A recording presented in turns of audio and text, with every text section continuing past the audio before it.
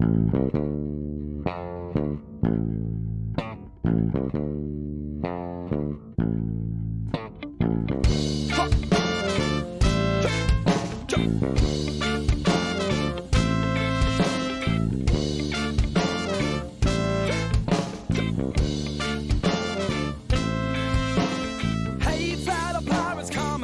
what I say.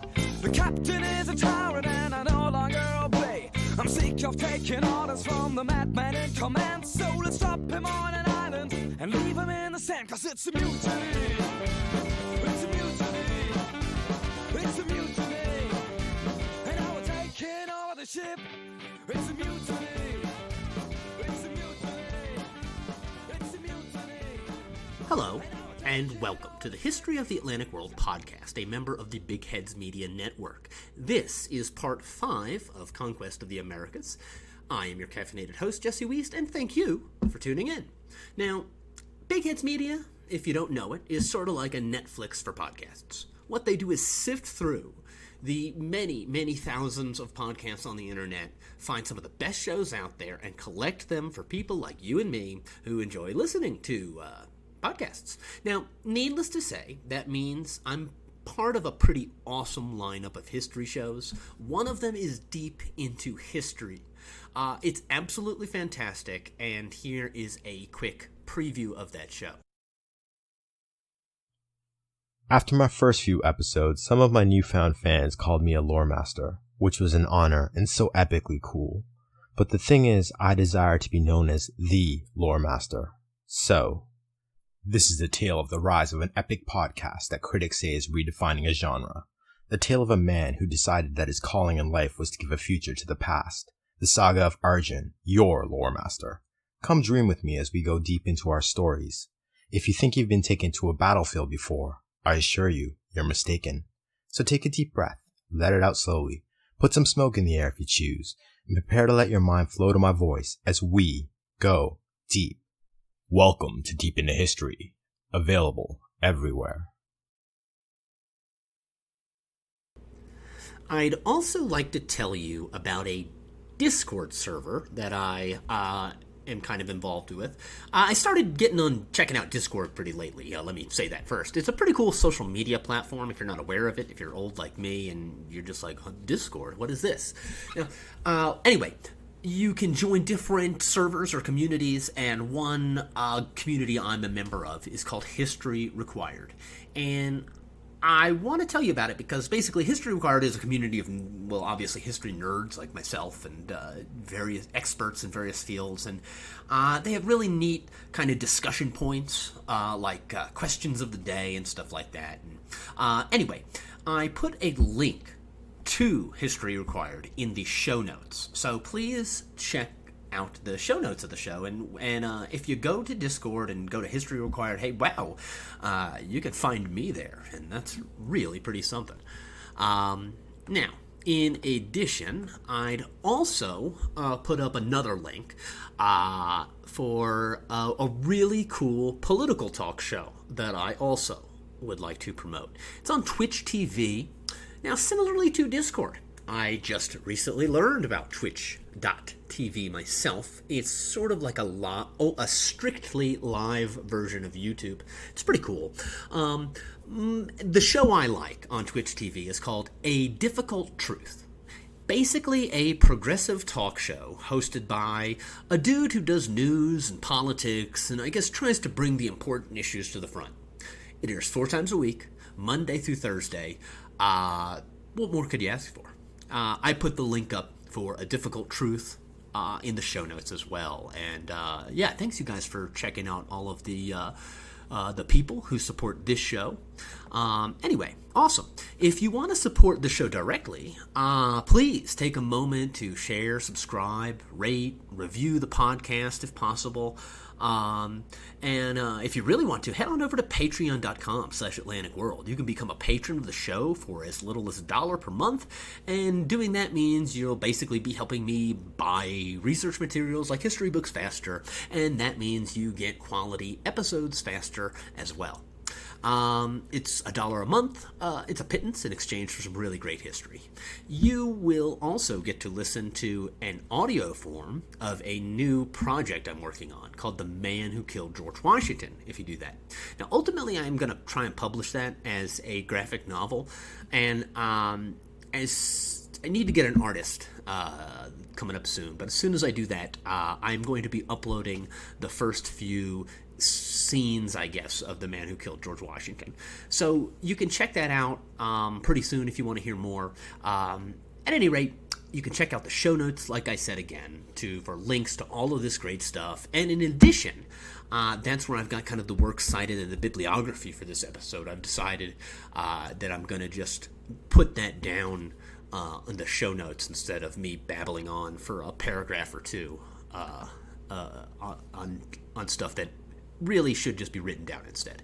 Anyway, there's some great books that I used for this show if you want to learn more.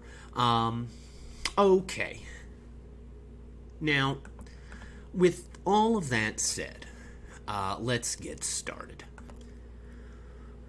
You could sum up the conquest of the Americas as basically an extension of the Crusades, and especially of the Reconquista of Spain and Portugal.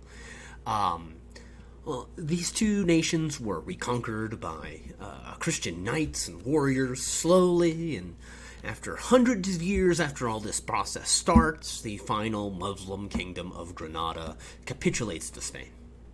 In that same year, 1492, Columbus discovers the New World in the name of Ferdinand and Isabella, the most Catholic king and queen of this most Catholic realm. Now, last episode, we talked about how the conquest of the Americas wasn't completely one-sided. I mean, sure, there were no American armies that sailed to Europe to sack coastal villages and take European slaves, but American ideas, and specifically Brazilian ideas, certainly did cross the Atlantic, and you could say infected Europe with ideas about freedom that a lot of the continent hadn't really experienced, at least since the days before Rome. In the fifth installment of the Conquest of the Americas, we are similarly discussing movements across the Atlantic which aren't quite so easy to detect.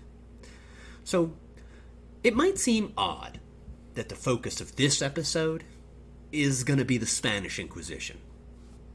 By the time we're through, I can promise you that you'll have a great understanding of exactly why it is that the Spanish Inquisition is so important to the history of the Atlantic world.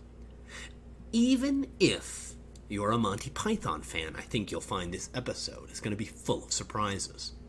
Now, if you're jonesing for a return to a more, shall we say, traditional episode about the conquest of the Americas, you're not actually going to be waiting too much longer, because our next episode is going to be all about Cortez and Montezuma.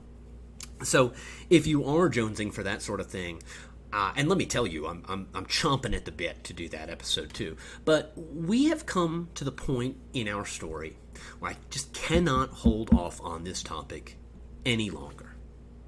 So before we get into any further conquests in the Americas, first things first, I have a confession to make.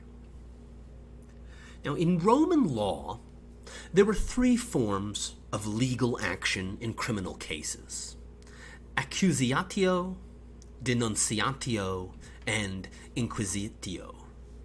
Now, I have no idea how to pronounce Latin words, so I hope that's right. Now, in accusatio, an accuser accuses someone of something, as you might imagine. Denunciatio involves a public official asking a court to take action. And inquisitio, or investigation, involved the imprisonment of someone for interrogation in an attempt to secure a confession. Now, by the 3rd century, inquisitio was used in Rome as a trial for a public crime, where a magistrate who would send out agents to search for evidence. The magistrate would search to find a complete proof, and that could come via a confession or from two eyewitnesses who, if they agreed on the details of the same event, that could justify a proof. Now, inquisitio was used to root out the truth of all manner of crimes in ancient Rome. I mean, mind you, of course, they don't have DNA evidence back then. But now, what concerns our story is one crime in particular. The crime of heresy. Now, some of the earliest heretics punished under Roman law were early Christians. They were punished as heretics by pagan Roman officials. Septimius Severus made the Inquisitio of Christians a prominent feature of his public policy as emperor in 202 AD. As time passed, the Roman magistrates who practiced Inquisitio gradually obtained more control over Rome's legal system. Rome's emperors, meanwhile, were simultaneously expanding the list of public crimes. Their favorite crime to charge Roman people with, mind you, the Roman emperors, was treason. But the Romans also started doing something else. They realized it was hard to get confessions sometimes, so they also started torturing people. Now, at first, only slaves were tortured to get confessions. But by the time Rome converted to Christianity, the use of torture had become widespread enough that both free citizens and slaves could be tortured in case of treason.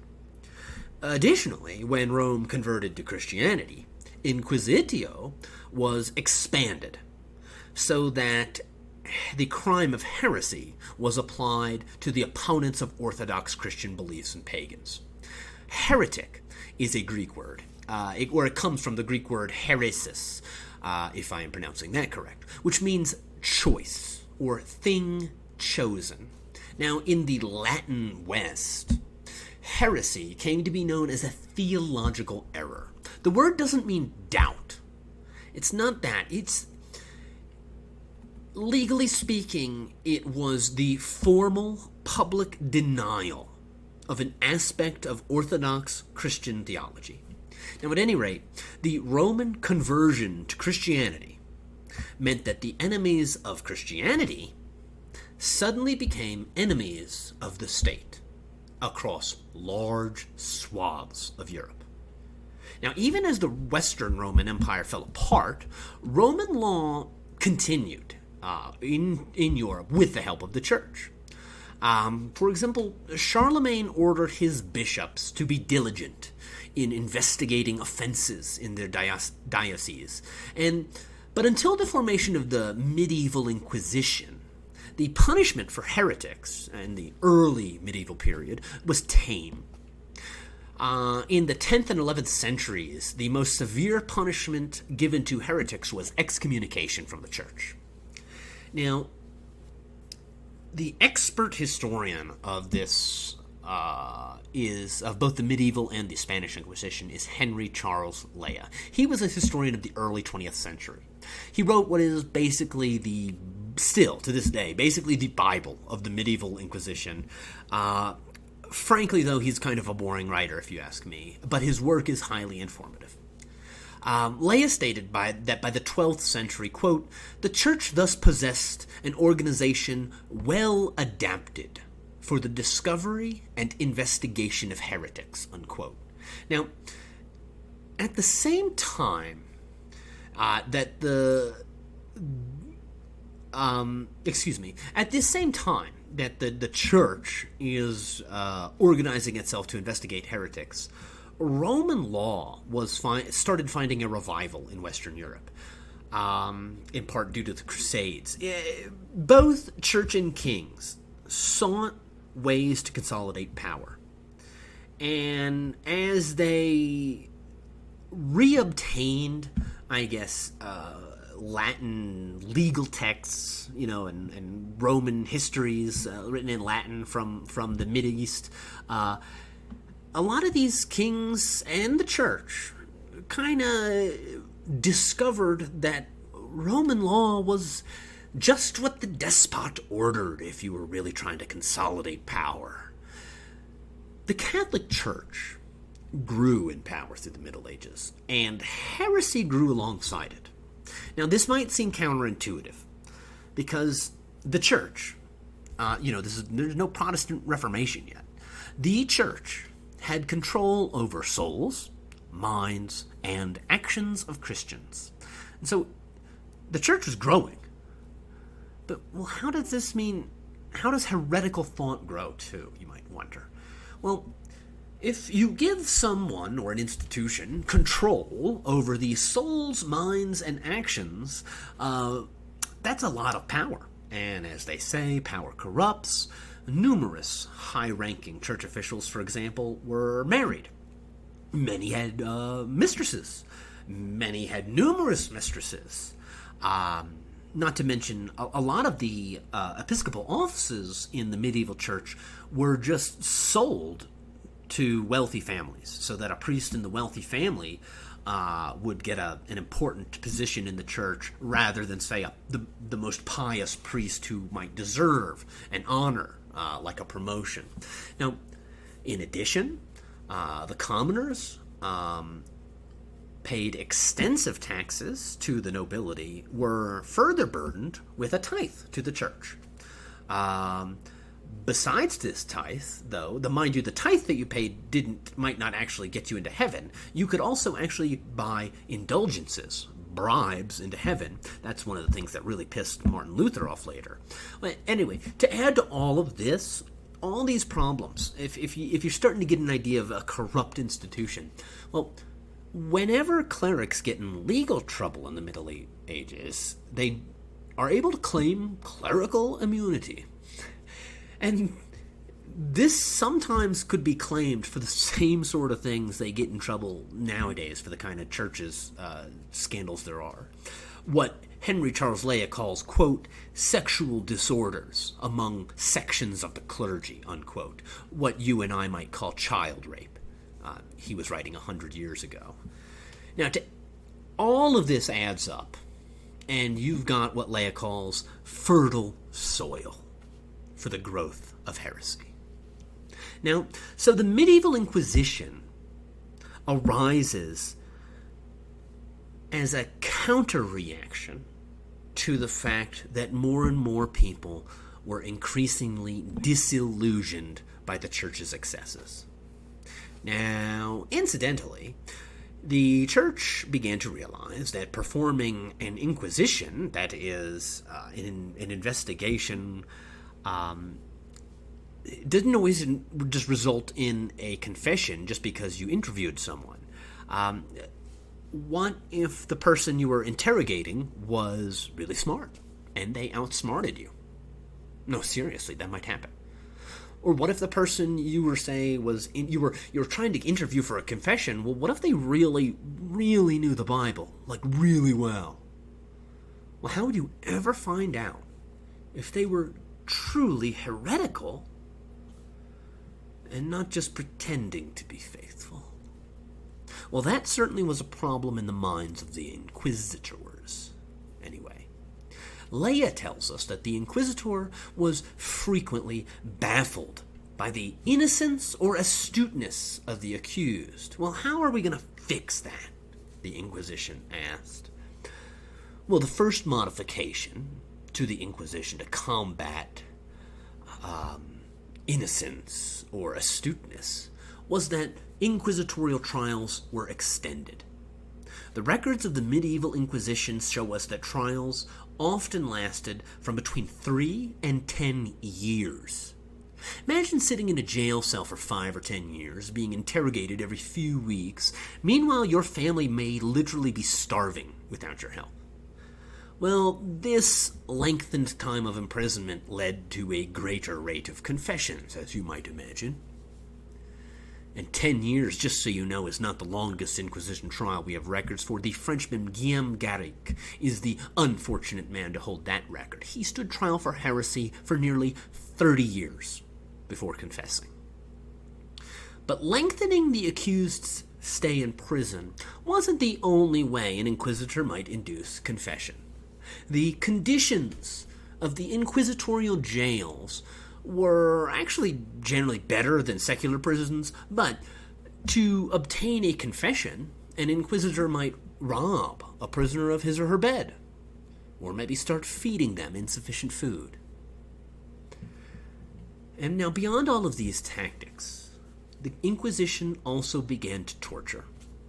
In the mid-13th century, after the murder of an inquisitor who is now known to history as St. Peter Martyr, the assassins, in fact, were tried not for murder, but for heresy, which is an indication of the growth, I think, of the power of the Inquisition as an instrument of law through parts of Europe, to be honest. At any rate, the Church also resorted to physical torture in order to induce confessions after this assassination. Now, technically, torture isn't even really part of most traditional European culture. Legally speaking, I'm not talking about crazy people torturing someone, except for the Romans, who practiced torture on a pretty regular basis. According to Leia, at any rate, quote, "The barbarians who founded the commonwealths of Europe and their systems of jurisprudence had grown up free from its contamination," unquote. In the 13th century, though, Europe was reintroduced, like I said, to a lot of ancient Roman and Greek texts as a result of the Crusades, and they began. Some people began studying Roman law, and European rulers quickly learned about Roman concepts of justice and the arguments that Roman emperors used to conduct torture, that it was a practical tool. And in turn, European rulers began to practice torture on their own subjects in the 13th century. So too did the Church through the Inquisition. The Inquisition and the Catholic Church saw torture as an effective means of gathering confessions. Quote, "Just as thieves and robbers are forced to confess their crimes and accuse their accomplices," unquote.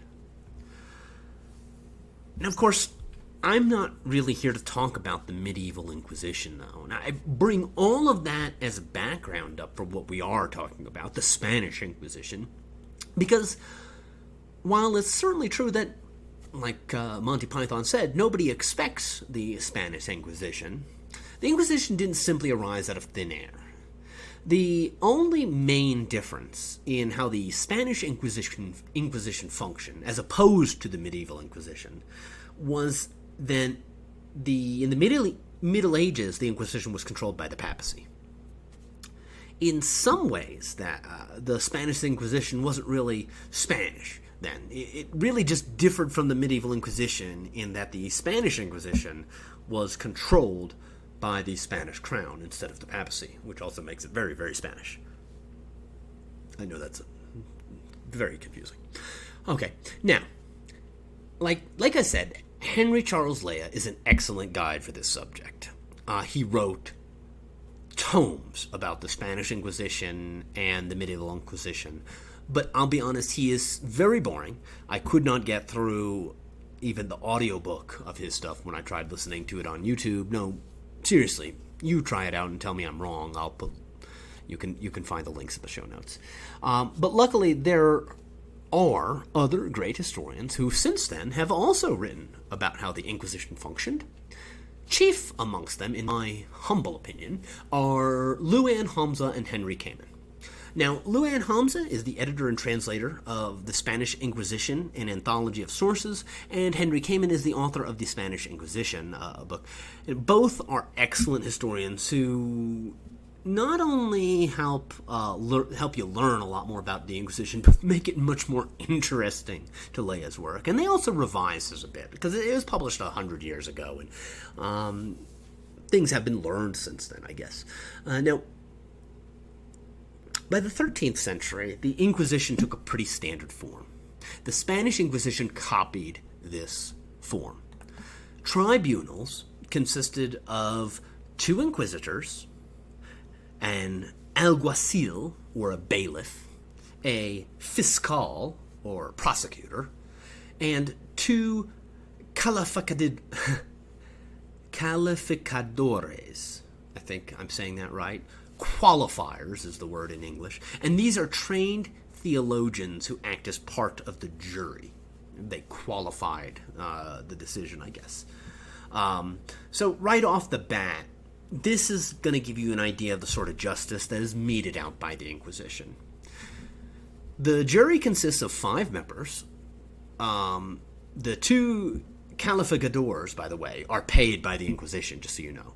And then there's the 2 other members of the jury are the 2 inquisitors. The 5th would be a local clergy. So literally 4/5 of the jury was not comprised of the accused's peers. At any rate, the prosecutor, or the fiscal, by the way, was not only in charge of interrogating witnesses, that the fiscal is also in charge of the physical and mental torture that goes along with the inquisitorial trials.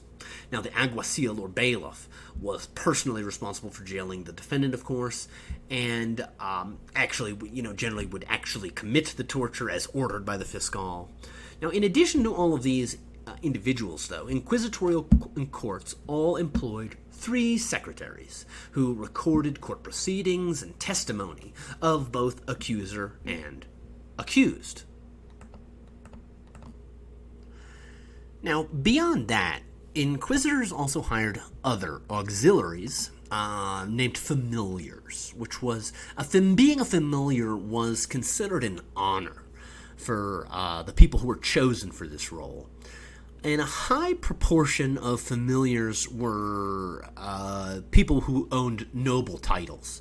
Now, one of the chief duties of the familiar was to arrest those accused of heresy. With that said, the familiar was also a collaborator and a spy. Not really a position that, in my opinion, a familiar is not someone who deserves a lot of respect. The familiar was the lay servant of the Holy Office, charged with being ready at all times to perform duties in the service of the tribunal.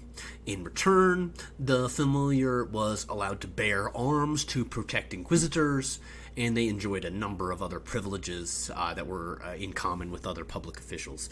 Familiars are probably most notorious for their role as acting as informants.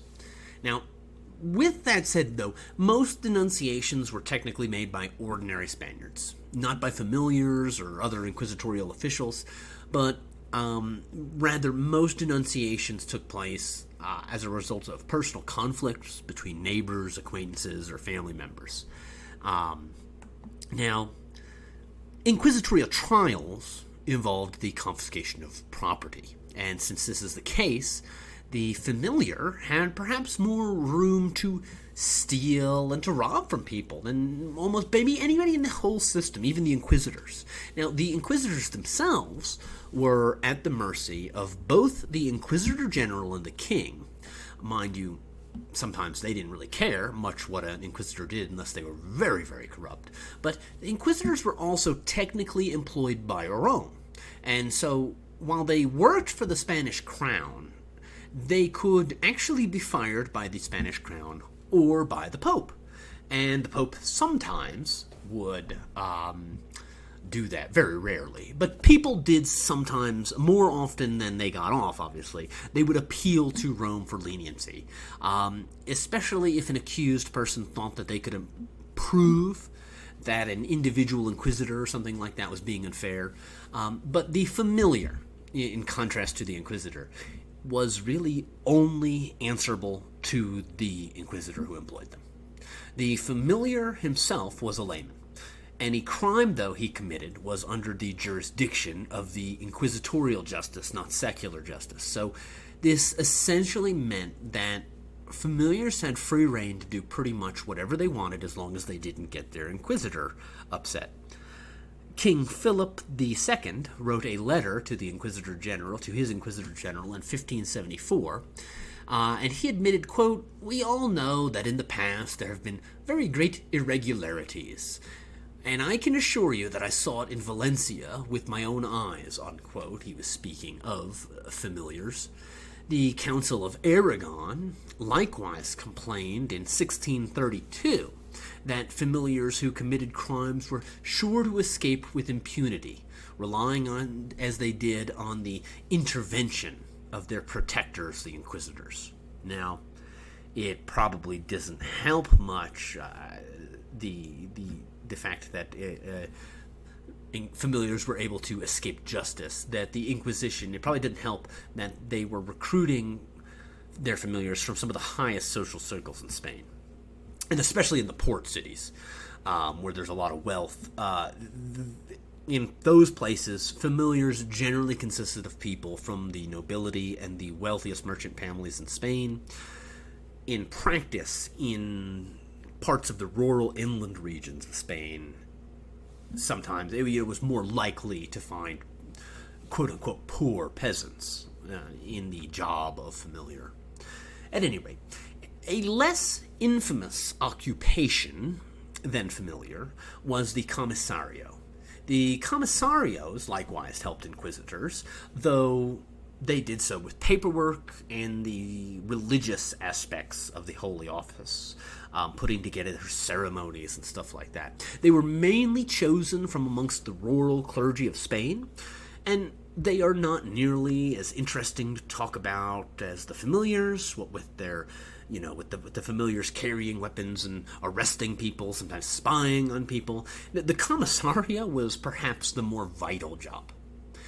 I mean, paperwork is pretty much that important, seriously, and boring. But commissarios frequently passed on denunciations to regional inquisitors. They often put together the trials and everything, all the logistics for everything. Without this essential help, the Inquisition literally would have been unable to carry out its own role, except in perhaps some of the biggest cities of Spain. Now, when the Inquisition strolled into town, their first step that they took was to initialize a law called an Edict of Grace. Now, essentially, the inquisitors explained possible heresies during the Edict of Grace and encouraged the congregation, the local congregation, to self-incriminate themselves over any potential heresies that they had committed. And in return, they would get leniency. The Edict of Grace lasted from 30 to 40 days, and those who presented themselves before the court under its edicts were offered the possibility of reconciliation with the church without severe punishment. And that sounds pretty nice, right? Well, after this period of time was over, those who self-incriminated themselves were then questioned again. And this time they were told to incriminate others who were guilty of the same heresies. Those poor souls, in many cases the friends, family, and neighbors of those who had self-incriminated, faced far harsher penalties. Now, generally speaking, heretics were convicted via three methods. First, family members might provide evidence against the accused. In cases like these, it appears that personal quarrels were generally involved. Now, secondly, someone might be condemned by the hearsay of neighbors, sometimes malicious neighbors. Many of these cases show people reaching between 10 and 50 years into their memory to find incriminating evidence on the people they didn't like. Third, you might run from the Inquisition, in which case you were automatically found guilty. If they found you, you would be convicted and burned. If they didn't, they would burn you in effigy. Now, when someone was denounced by another person, the calificadores determined whether or not heresy had occurred. The defendant would be immediately locked up, and their property would be sequestered by the Inquisition, and then the defendant's property would then be used to pay for the procedural expenses of the trial.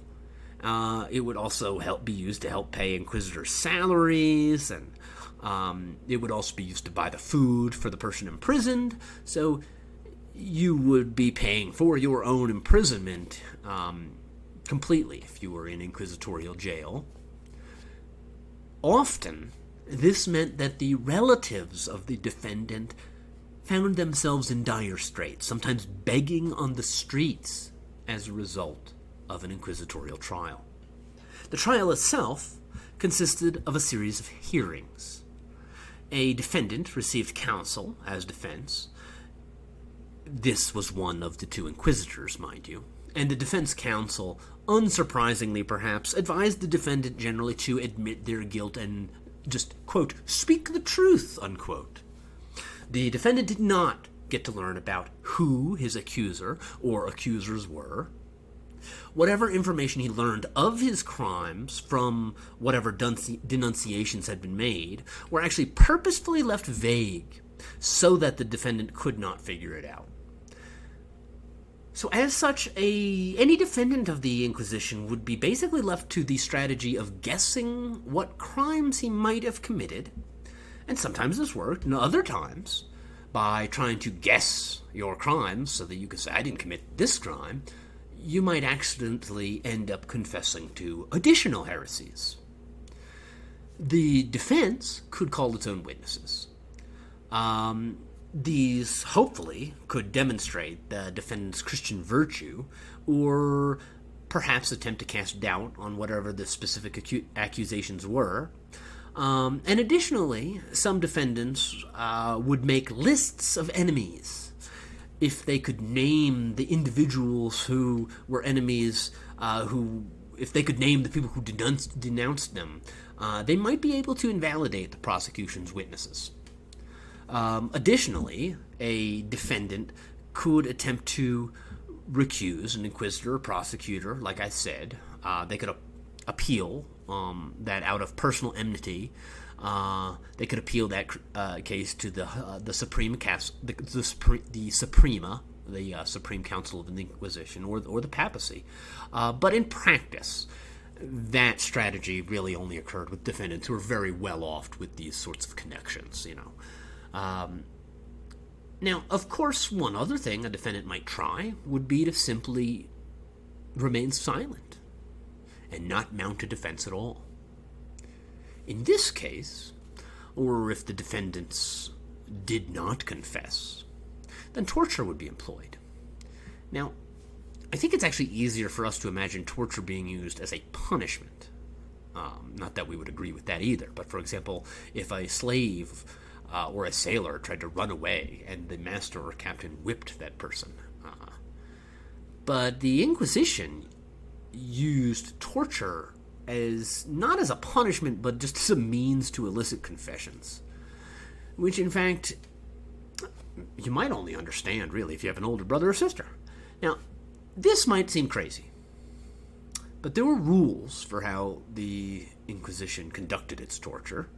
Torture was allowed within the Inquisition when, quote, sufficient proofs to confirm the culpability of the accused have been gathered by other means, and every method of negotiation has been tried and exhausted, unquote.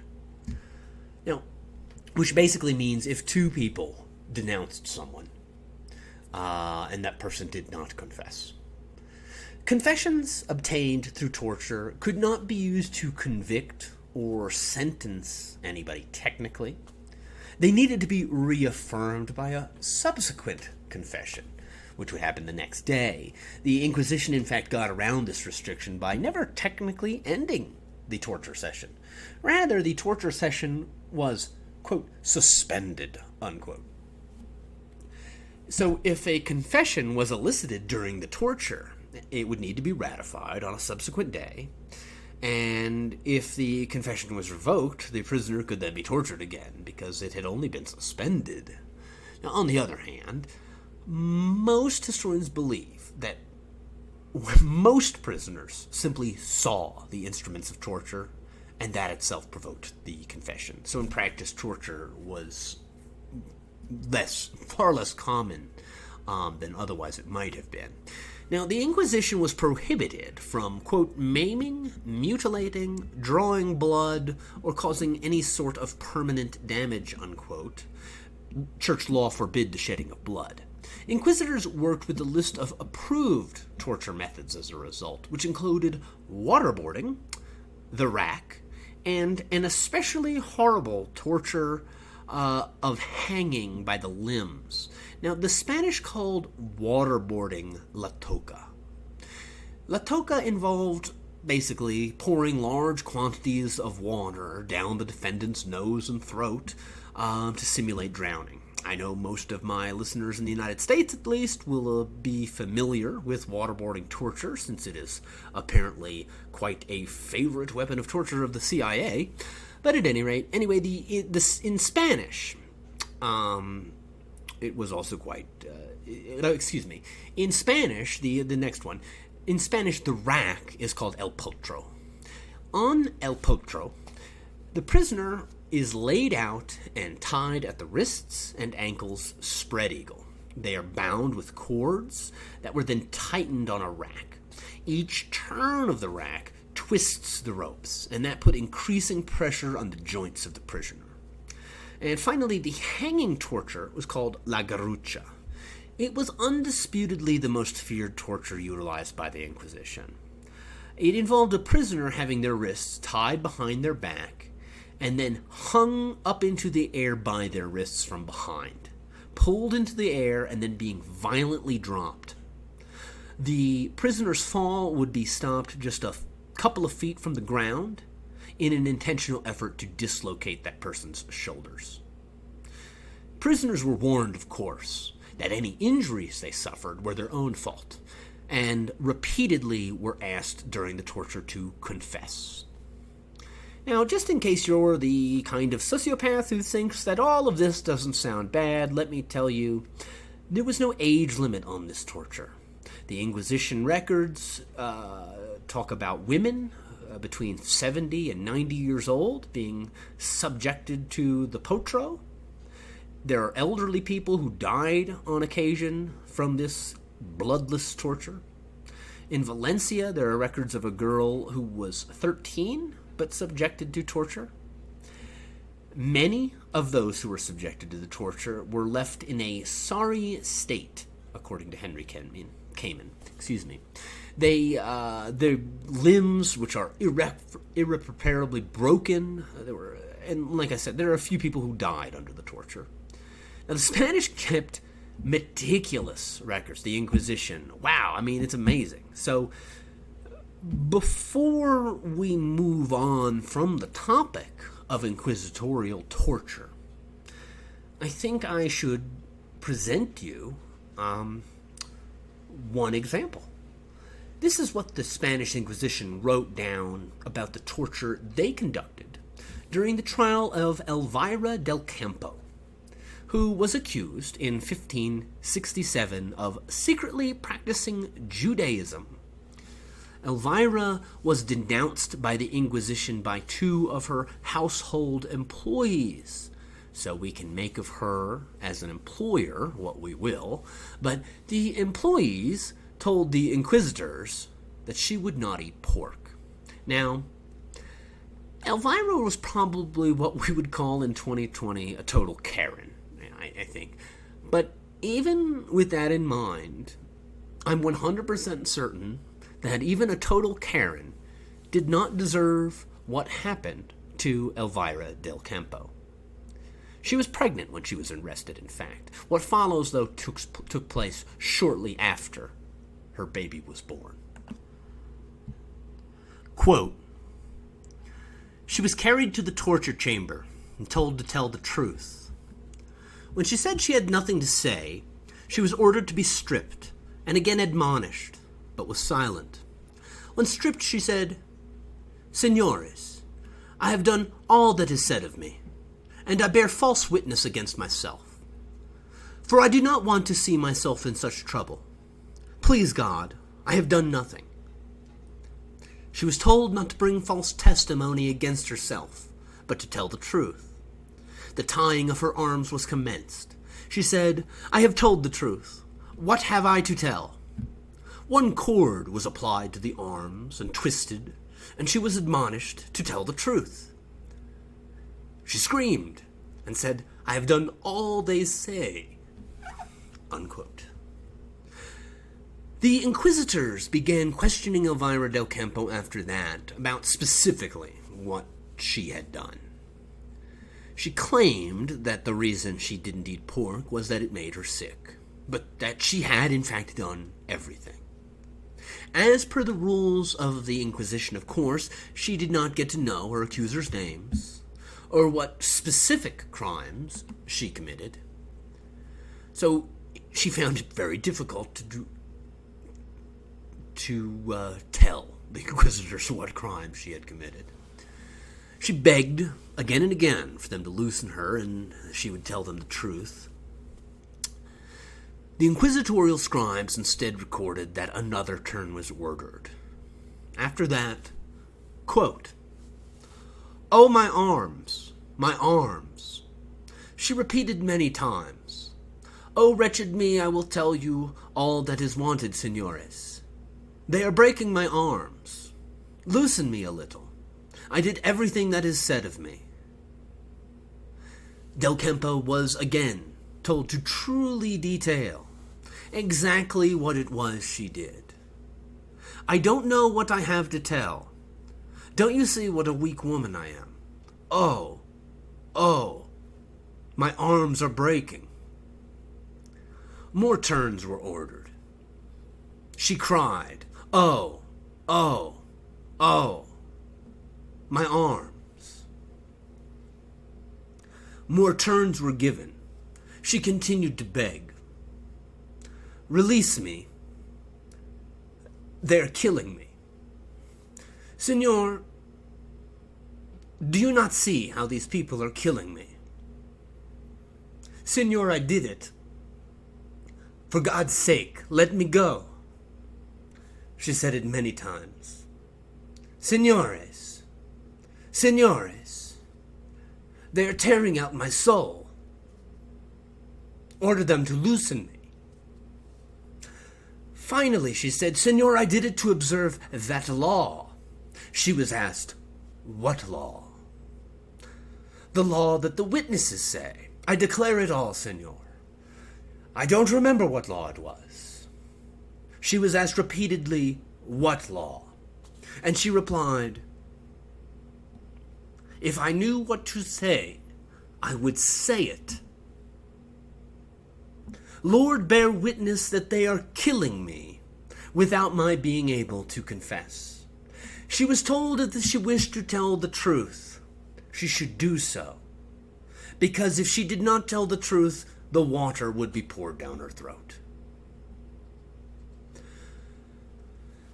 Well, the water was poured down her throat while her nostrils were plugged.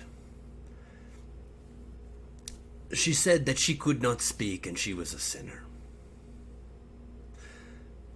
Elvira del Campo was transferred from the potro to a table. Excuse me, I messed that quote up, but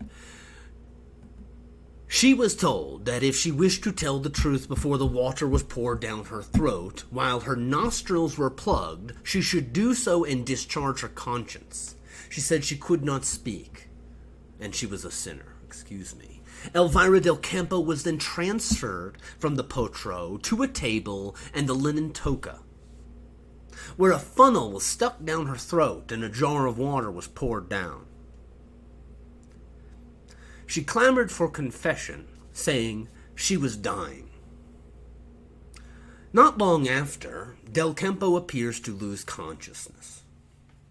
She was told that the torture would be continued, but was recorded as remaining silent through additional questioning and waterboarding. In conclusion, the scribe wrote, quote, "The inquisitors, seeing her exhausted by the torture, ordered it to be suspended," unquote. Elvira del Campo and other prisoners of the Inquisition were always presumed guilty. Almost never was anyone acquitted outright. If you were found guilty, and a confession was elicited, then the suspect, you, or if that was you, would be reconciled. Now, if the crime for a lesser heresy, a greater heresy would be reconciled. A lesser heresy, would be penanced. Now, penanced crimes, like blasphemy or bigamy, were lighter crimes. But if you were convicted and penanced, you would be required to pay fines to cover the cost of the trial. And this was, of course, also the same for reconciled heretics, who might have also been imprisoned for years. Many reconciled people, in fact, ended up bankrupt with their property confiscated to pay for the trial against them. In addition, anyway, if either a reconciled or a penanced heretic was found guilty again, they were subject to the ultimate punishment, death by burning at the stake. This was called relaxation to the secular arm, because priests can't kill people, of course. And so the Inquisition instead handed over condemned persons to the secular authorities for execution. Now, if someone confessed en route to the execution, well, they would be politely strangled and then burnt after they were killed. If not, then that person would be burned alive in what would have been excruciating agony. Now, there is no formal inquisitorial trial in the same way that you're imagining, like, one taking place today. Like one process that takes place in one room from day to day, from start to finish, like a modern trial. An inquisitorial trial was a series of audiences held in a courtroom setting, but not necessarily in one place, where both the prosecution and the defense submitted their arguments, and then a series of interrogations that would be carried out by the inquisitors in the presence of the notaries that would be happening in a jail, or a dungeon, or a torture chamber type setting. So you would have one or more courthouses and a torture chamber, and that would be the inquisitorial trial, at any rate. Now, after the case was made and concluded, it would be voted on by a body called the Consulta de Fe, which, like I said earlier, included the two inquisitors, so the two prosecutors. Well, one technically worked as the quote-unquote defendant during that. That's the person who is begging you to confess while you're being tortured. That's your defense lawyer. The two calificadores are the two professional jurors that the Inquisition pays, and generally they were less biased against the defendant than the prosecutors, but still, as I said, they are professional jurists paid by the Inquisition. These four, joined by one representative of the local bishop in whichever archdiocese the trial was taking place. And these five officials, four of whom are employed by the Inquisition, and two of whom literally just finished trying to make the defendant confess, then all vote on the guilt or innocence of the accused. So very few people were found innocent. Generally, one was either a little bit guilty and penanced, and deserved to be shame-walked at the auto de fe wearing a San Benito, or they were very guilty and reconciled and about to receive a far worse fate. The defense was not allowed to cross-examine any witnesses, and besides drawing up the articles of defense, was allowed to make no arguments. The defense counsel, like most of the jury, like I said, was one of the inquisitors. Thus, the inquisitors were judge and jury, prosecution and defense, and in the words of Henry Kamen, quote, "The prisoner's fate depended almost entirely on the mood and character of the inquisitors," unquote. The most common form of punishment for prisoners of the Inquisition was their forced participation in the auto de fe, which is a ceremony that it literally translates as an act of faith. It's kind of similar to the famous Game of Thrones scene where convicted heretics were shame-walked through town. In auto de fe, convicted heretic would be walking barefoot and wearing a special yellow tunic with a giant yellow cross on it. That's the San Benito, just so everyone in town could tell just what terrible heretics they were. The yellow smock, it's called a San Benito. It's got a big red cross on it, and it would then, after the auto de fe, be hung for a specific length of time in public, in the church that the accused belonged to, so that the whole community would know for years to come to shame the person. Their name would also be written on the San Benito, so you could tell whose it was. Autos de fe were popular events, and everybody came to watch as the sentences were called out publicly. Some of the defendants wore knotted ropes along with their San Benito. The number of knots they would have on the rope would signify the number of lashes that they would get for their crimes. So, you'd walk over from your sentence over to the guy who would then whip you, and he'd count the ropes, the knots on the rope. Oh, 10, Others were sentenced to perpetual prison in monasteries and convents, and lesser penalties like these. If you think that's a lesser penalty, could also include big monetary fines, penalties like the person might be forced to pay for a certain number of masses or something like that. Like I said, flogging, if you could tell by the rope with the knots in it, was a very common punishment. Traditional European Christian tradition dictated that flogging was only to be used against those of low social status, though just out of practice. The accused would be whipped through the streets after being stripped to the waist if they were male, and they would be flogged as they marched through the town. Often they would be mounted on an ass to greater their shame. Often the passers-by and children who were watching would hurl stones at the accused. And there was no age limit on subjecting both men and women to flogging. Girls in their teens, women in their 80s. There's records of both of that being flogged. 200 lashes is the maximum sentence I saw. 100 lashes, very common. The worst punishment, other than being straight up executed, of course, would be, though, not even 200 lashes or anything like that, but enslavement in the king's galley fleet. That's generally a death sentence as well. 200 lashes sounds like a death sentence to me too, maybe even 100. I don't know. Anyway, generally, being sentenced to galley life was actually a new addition to the Spanish Inquisition. So, unlike almost everything I've said so far, that is something different than the medieval Inquisition. It was an idea of Ferdinand. He found it just to be a great way to get a cheap source of labor for his extensive navies.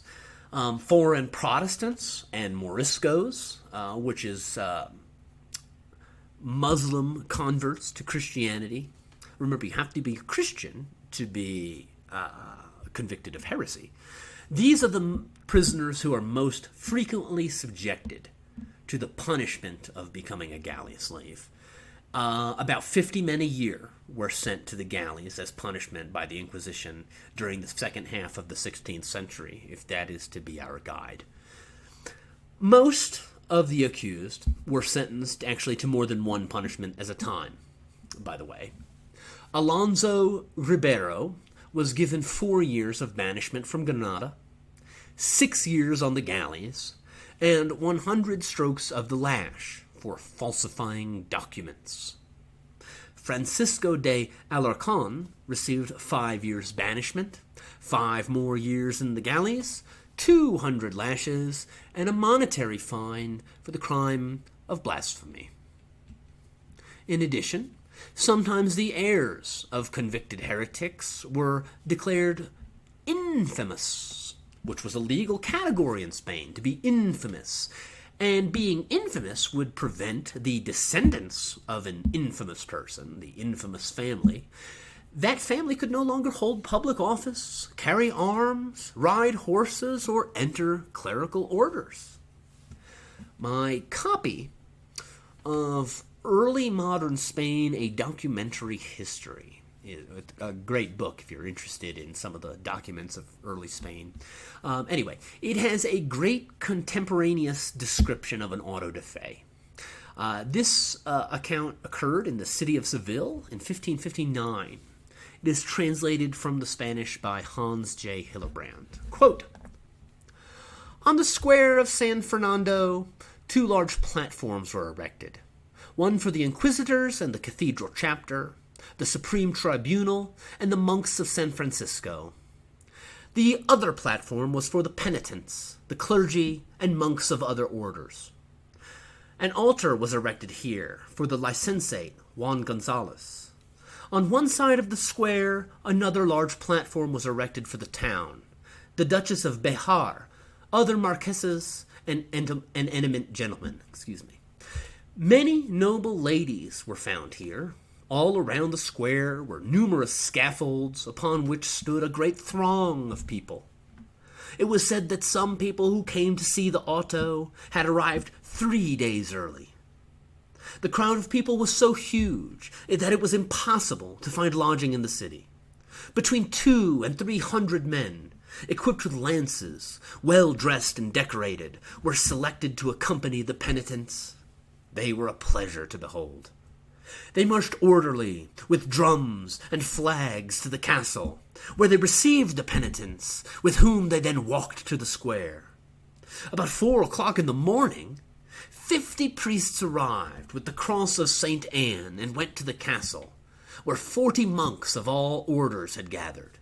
Together they accompanied the penitents, 80 penitents with habitant candles, 21 persons condemned to fire, with a statue of Francisco de Cafra, who had escaped. Then came the magistrates with their marshal, then the cathedral chapter with the sextons in front. Finally came the inquisitors with their banner. Juan Ponce de Leon was turned over to them so that his confession could be heard, and he brought back to the Catholic faith. He was a damned Lutheran, who despite 2 years in prison had not given up his Lutheran ways. The rector heard his confession. This Don Juan was sentenced to die at the stake. He died with many tears of remorse over his sins," unquote. It is hard for me to say which is more insidious, the fact that people were tortured and killed for thought crimes, or the fact that every single sentence for every single one of those victims involved the confiscation of their property. Well, obviously, the fact that the killing, the worst part, but really, at the moment of arrest, a suspect's possessions were inventoried and sequestered, and from this point, the trial proceeded. You might be surprised to learn that the Inquisition, in fact, didn't actually really have much funding. The confiscation of property was, quote, far and away the most important source, unquote, of revenue. A process called sequestration. This was the standard punishment for heresy in both medieval and Spanish Inquisitions. Property of arrested individuals was immediately sequestrated by officials and was much dreaded by Spaniards. Sequestered property was used to pay for jailing the accused, and if the accused was in jail long enough, this meant that his or her dependents would be driven into poverty. As such, the sequestration of property could literally amount to confiscation even if the person was acquitted. Now, since acquittal meant admitting an error, acquittals were very rare. Now, in fairness, the medieval Inquisition never acquitted anyone, so the fact that the accused in Spain were rarely acquitted was actually an improvement in justice from the medieval to Spanish Inquisitions. Cayman provides us with statistics for the Tribunal of Valencia from the years 1566 to 1609, and this gives us an idea of what happened to those accused by the Inquisition. He took a look at 3,075 trials during that period. 44.2% were penanced, 40.2% reconciled, 2.5% absolved, 9% suspended, 2.1% burnt in effigy, 2% burnt in person. Suspension of the trial sounds kind of decent, and if we include the percentage of trials that ended with suspension to the percentage of trials which ended in acquittal, that's 11.5% of the accused suspects who are not punished beyond sequestration of property used to pay for the trial. Now, with that said, suspension was still very feared because it meant that the trial could, at any time and for any reason, be resumed, and if that ever happened, the person that happened to could expect a very severe punishment. In reality, the reality is that there are numerous records of individuals who were punished by the Inquisition multiple times in their lives, sometimes with trials that took place decades apart. Now, prisoners had their goods confiscated at the beginning of the trial, and since this happened, often when they became free and had nothing, they faced a life of beggary. Now, anyway, the outcome of being penanced was the least of the punishments imposed. It came in two flavors: de levi, or a lesser penance, or de vehementi, or grave penance. My apologies again for pronunciation issues. Penitents swore to avoid sin in the future, and if they ever relapsed after this light penalty, they were subject to very severe punishments afterwards. They were condemned to wear San Benito for a specific period of time and often had to pay a fine.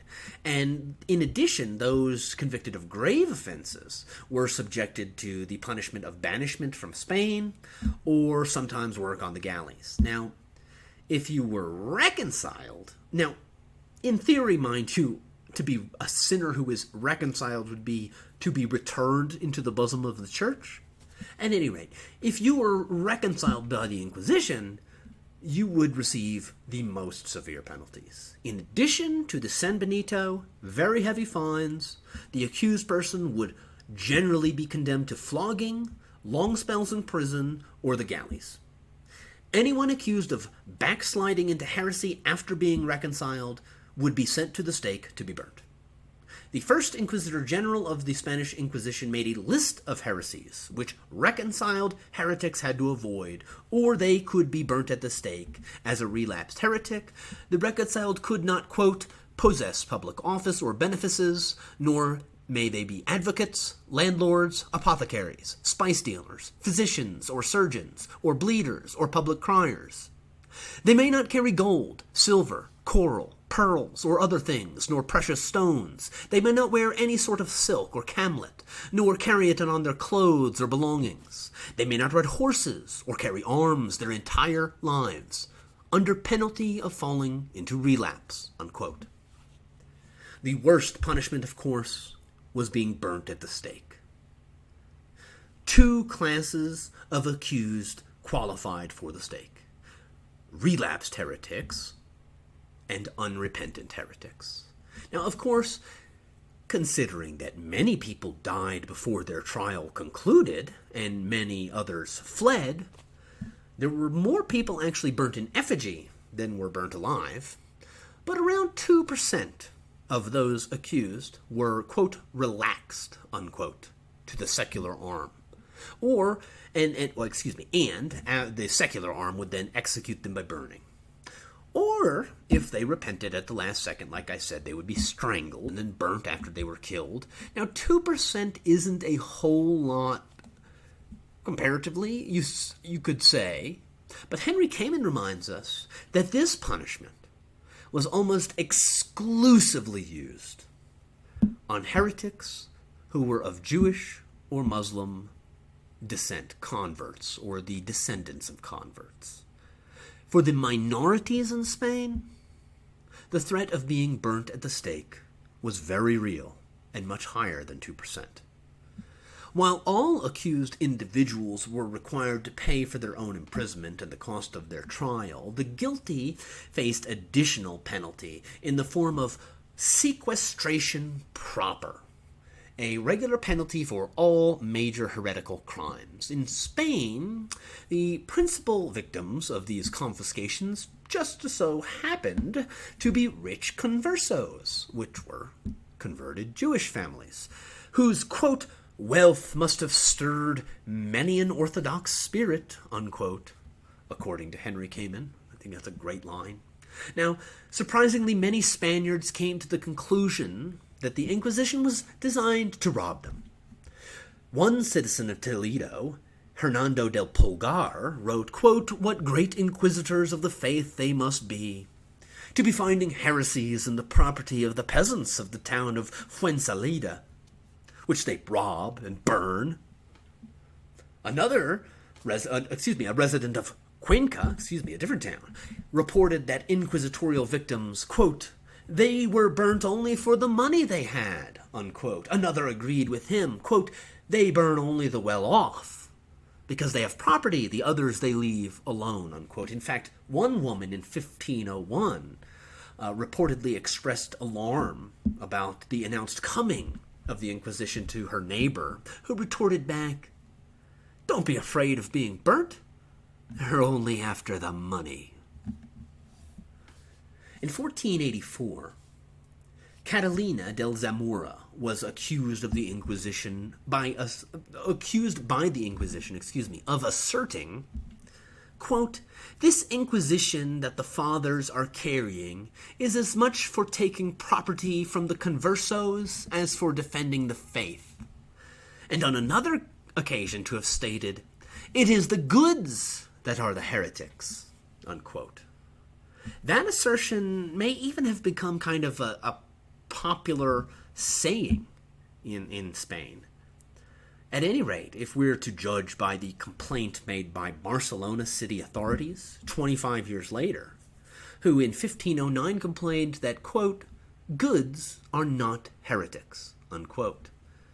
So how about that? Catalina de Zamora, a potential great dude of history.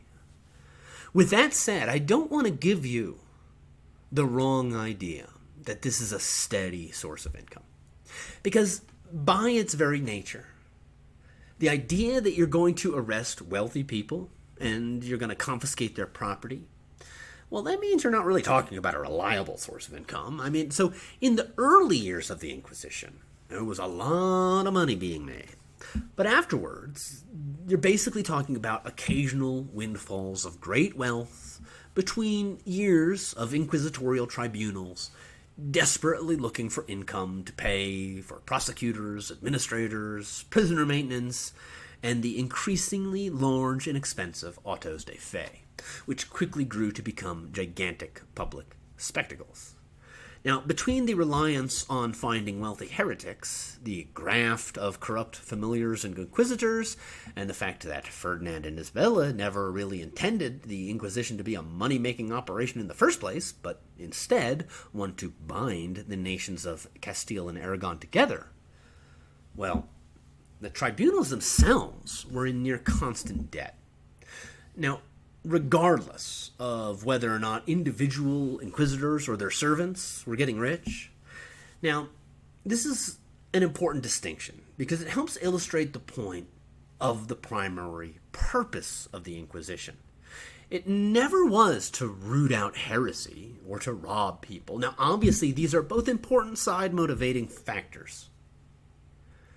But the primary purpose of the Inquisition was to instill fear in the people of Castile and Aragon and bind them together under Ferdinand and Isabella as one Spanish nation. The Inquisition was founded in 1478 under the auspices of Ferdinand and Isabella and with the acquiescence of the Pope. Now, technically it didn't get up and running until 1480, but that's besides the point.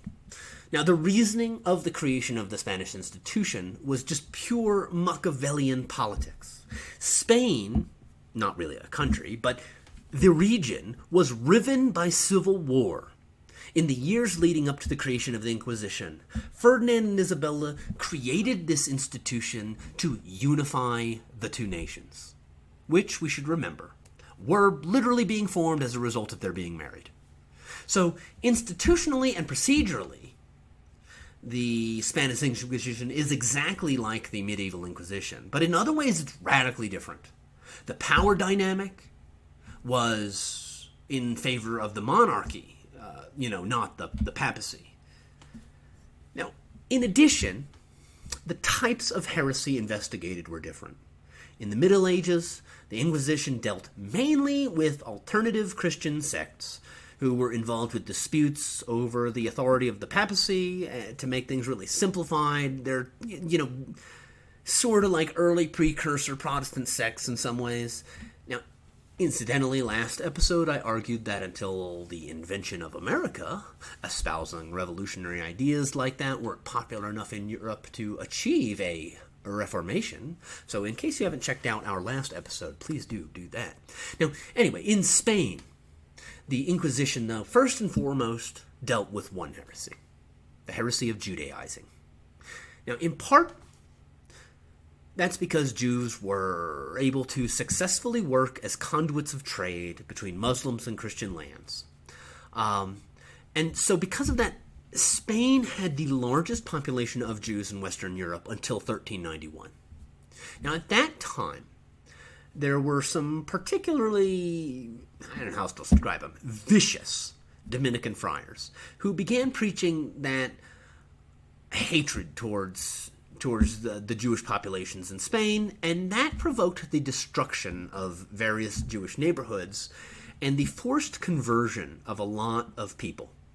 And these people are called conversos. 100 years later, some of them were secretly still Jewish, as you might imagine.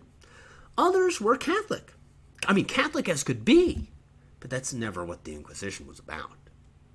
The Spanish Inquisition was a racist institution that focused on the descendants of Jews, that thrived on popular support amongst Spain's old Christian population. Spain wasn't always like that. Now, I should say, in fact, once the Jews in Spain thought of their time there as a golden age. So there's a diaspora that follows the second destruction of the temple in Jerusalem in the hands of the Romans in 70 CE.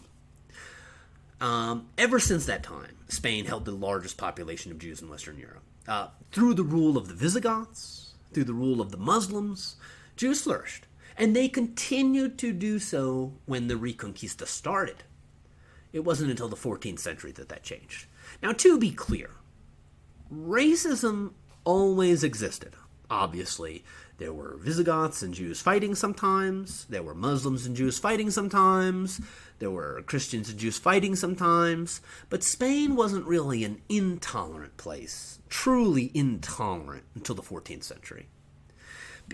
During the Reconquista, at various times, during conquest events and wars, Jewish communities, there were several Jewish communities that received incentives from Christian kings in order so that they would switch sides, basically, from Muslim to Christian rule. Now, the Spanish historians call this period of time from 70 CE, when Jews begin to flee to Spain, up until the 14th century. They call this period convivencia. It's a society of coexistence. Now, it's uneasy coexistence at times. Like I said, it's not a perfect coexistence. And the communities of Christians, Jews, and Muslims never exist on equal terms during this period. At times, Muslims are superior, Christians are superior, the Jews are never really superior, but all three faiths participate in that society. And this goes on all the way up to, say, you can see this in 1470, for example, in the town of Ucles, if I'm saying that right, which experienced a horrific drought in 1470. In response, quote, there were many processions of Christians as well as of Muslims and Jews to pray for water, unquote. In towns like these, nobody saw any harm in different faiths praying together, for example. But 20 years later, one of those citizens of Ucles, Hernan Sanchez Castro, was denounced to the Inquisition.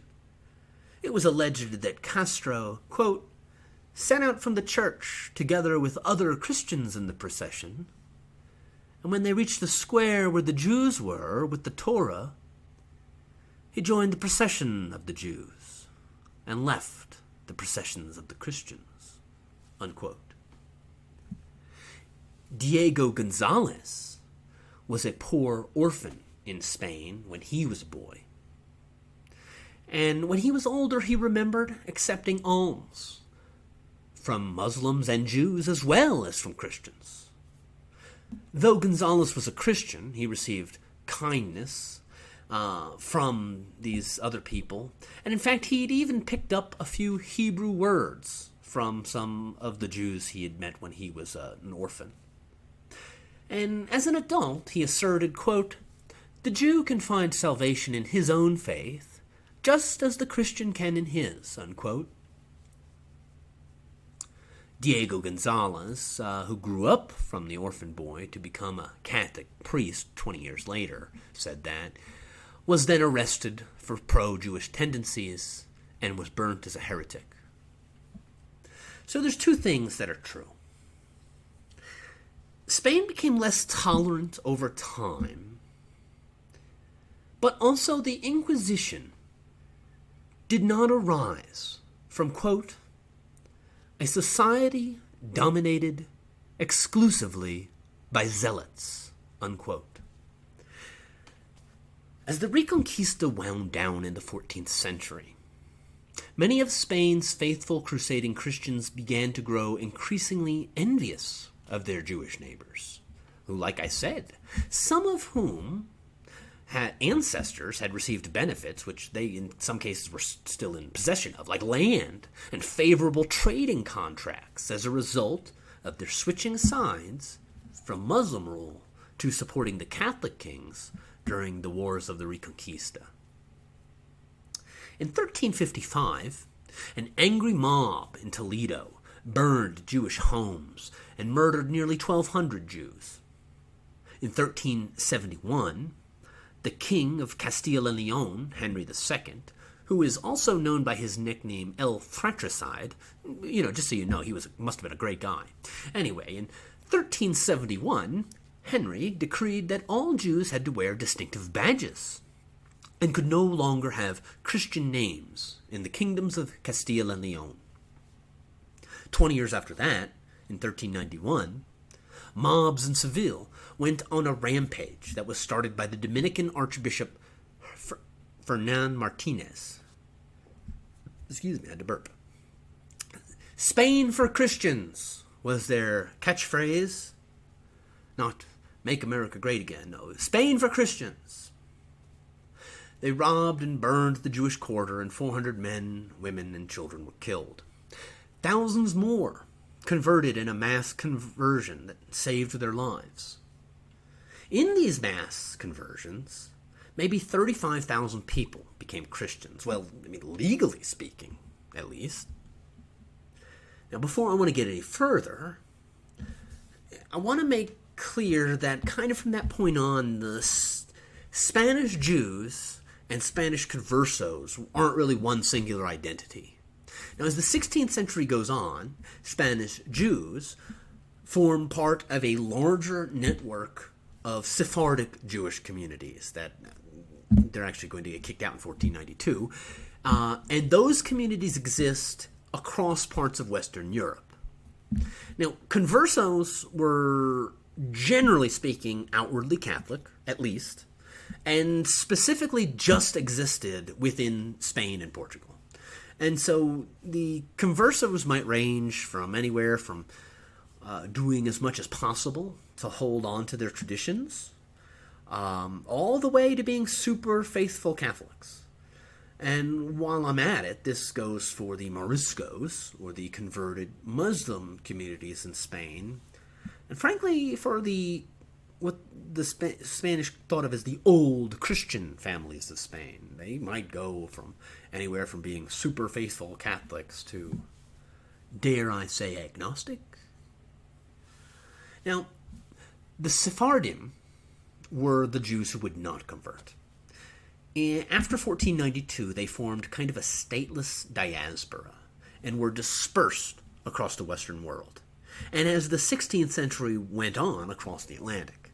Now, the Sephardim never obtained political power, but their dispersal through the Atlantic, across Western Europe, and into the Ottoman Empire creates trade links that do get them some significant economic power in the 17th century. And I know this is getting a little bit ahead of ourselves, but when they get that, well, let's just say that some of these Sephardim never forget how they were betrayed by Spain, and there will be pirates. Now, at any rate, the creation of the conversos, these new Christians as they were called, created a lot of debate within Spanish society. So basically you've got racists in Spain who create tens of thousands of Christians, and then later racists in Spain who are very concerned about these new Christians. Were they sincere in their beliefs? Should they be allowed to hold public office? Should they be allowed to enter the priesthood? Well, they were baptized, so, well, the law was yes. And for the record, both Rome and many other Spaniards answered yes to those questions. But a lot of Spaniards weren't so sure. In fact, the race riots of 1391, which result in these mass conversions, like I said, all they do is create more distrust and racism in Spain than there ever was before. And basically, you can divide the conversos into three groups. Not all Spaniards did this, mind you. They were all conversos, they're all Jews. Some were enthusiastic Christians. A lot of them were. Now, others, some of the, mainly the wealthy merchants and nobles, were able to quietly honor their Jewish roots and publicly remained converted. Now, with all of that said, being one of 35,000 forcibly convert or die, meant that most of them were, quote, far from sincere in the new faith, unquote. Now, incidentally, the forced conversions, these are just making these same people who are massacring the Jews even more suspicious of them, because now, say 100 years later, after the 1391 bloody riot, now you've got descendants of those people who are converted and can hold public office, become priests, and some of them do. And there are conversos who, now that they're Christians, these same Jewish families begin climbing Spanish society in the 15th century. And so there's places where, say, that before 1391 in Seville, where there's a lot of Jews who live, and then they're mass converted to Christianity. And in places like that, they take a lot of power in Spanish government. In Cuenca, 85% of the city council was held by conversos by the late 15th century. And simultaneously, obviously, as this converso power grows, anger against it grows. In Toledo, conversos were banned from municipal offices in 1449. In Ciudad Real, 1467. Now, in that same year, there was another bloody riot. This time in Toledo, many conversos were killed. In 1473, a race riot took place in Cordova. Now, believe it or not, during this same period, this build-up to the Inquisition, there are Muslims living within Christian society. They're called mujahiders by the Christians, and they actually weren't as affected by the religious tension. Now, there were fewer of them in Castile, where most of this agitation has taken place. And in Aragon, the mujahiders tended to live in their own separate communities, rather than alongside Christians in cities, like Jewish people did. Now, this too changes just later, but in 1487, for example, the armies of Ferdinand and Isabella conquer the city of Malaga within the Kingdom of Granada. Now, for example, how this is starting to change, now, whereas you've got Jewish people being dehumanized in 1391, Muslim people really aren't feeling this same pressure at the time. There was actually kind of a window between the 13th century and the conquest of Granada, where tensions cooled a bit. But in 1487, Ferdinand and Isabella conquer the city of Malaga within the kingdom of Granada. And in the words of Henry Kamen, the incident gives, quote, a hint of a new savagery among the Christians, unquote. The entire population of Malaga that survived the conquest was enslaved. Now, I think it's worth considering why there seems to have been more anger against the Jews and not the Muslims. And obviously, there's a lot of anger towards both. And the Jews and the Muslims were both seen as continuing threats to hard-won Christian reconquest in Spain by the people who didn't like them at the time. Why isn't the Inquisition focused on the more obviously dangerous threat of Islam, you might ask? I think that's a great question. I would ask that too.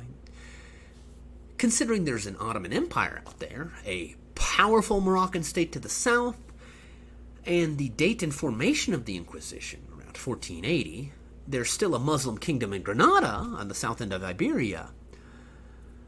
Now, with all of that in mind, the military and political danger of a Muslim counterattack was very, very real. I mean, the Ottomans capture Constantinople in the mid-15th century. They extended both military and naval power to the west after that. And the success of the reconquest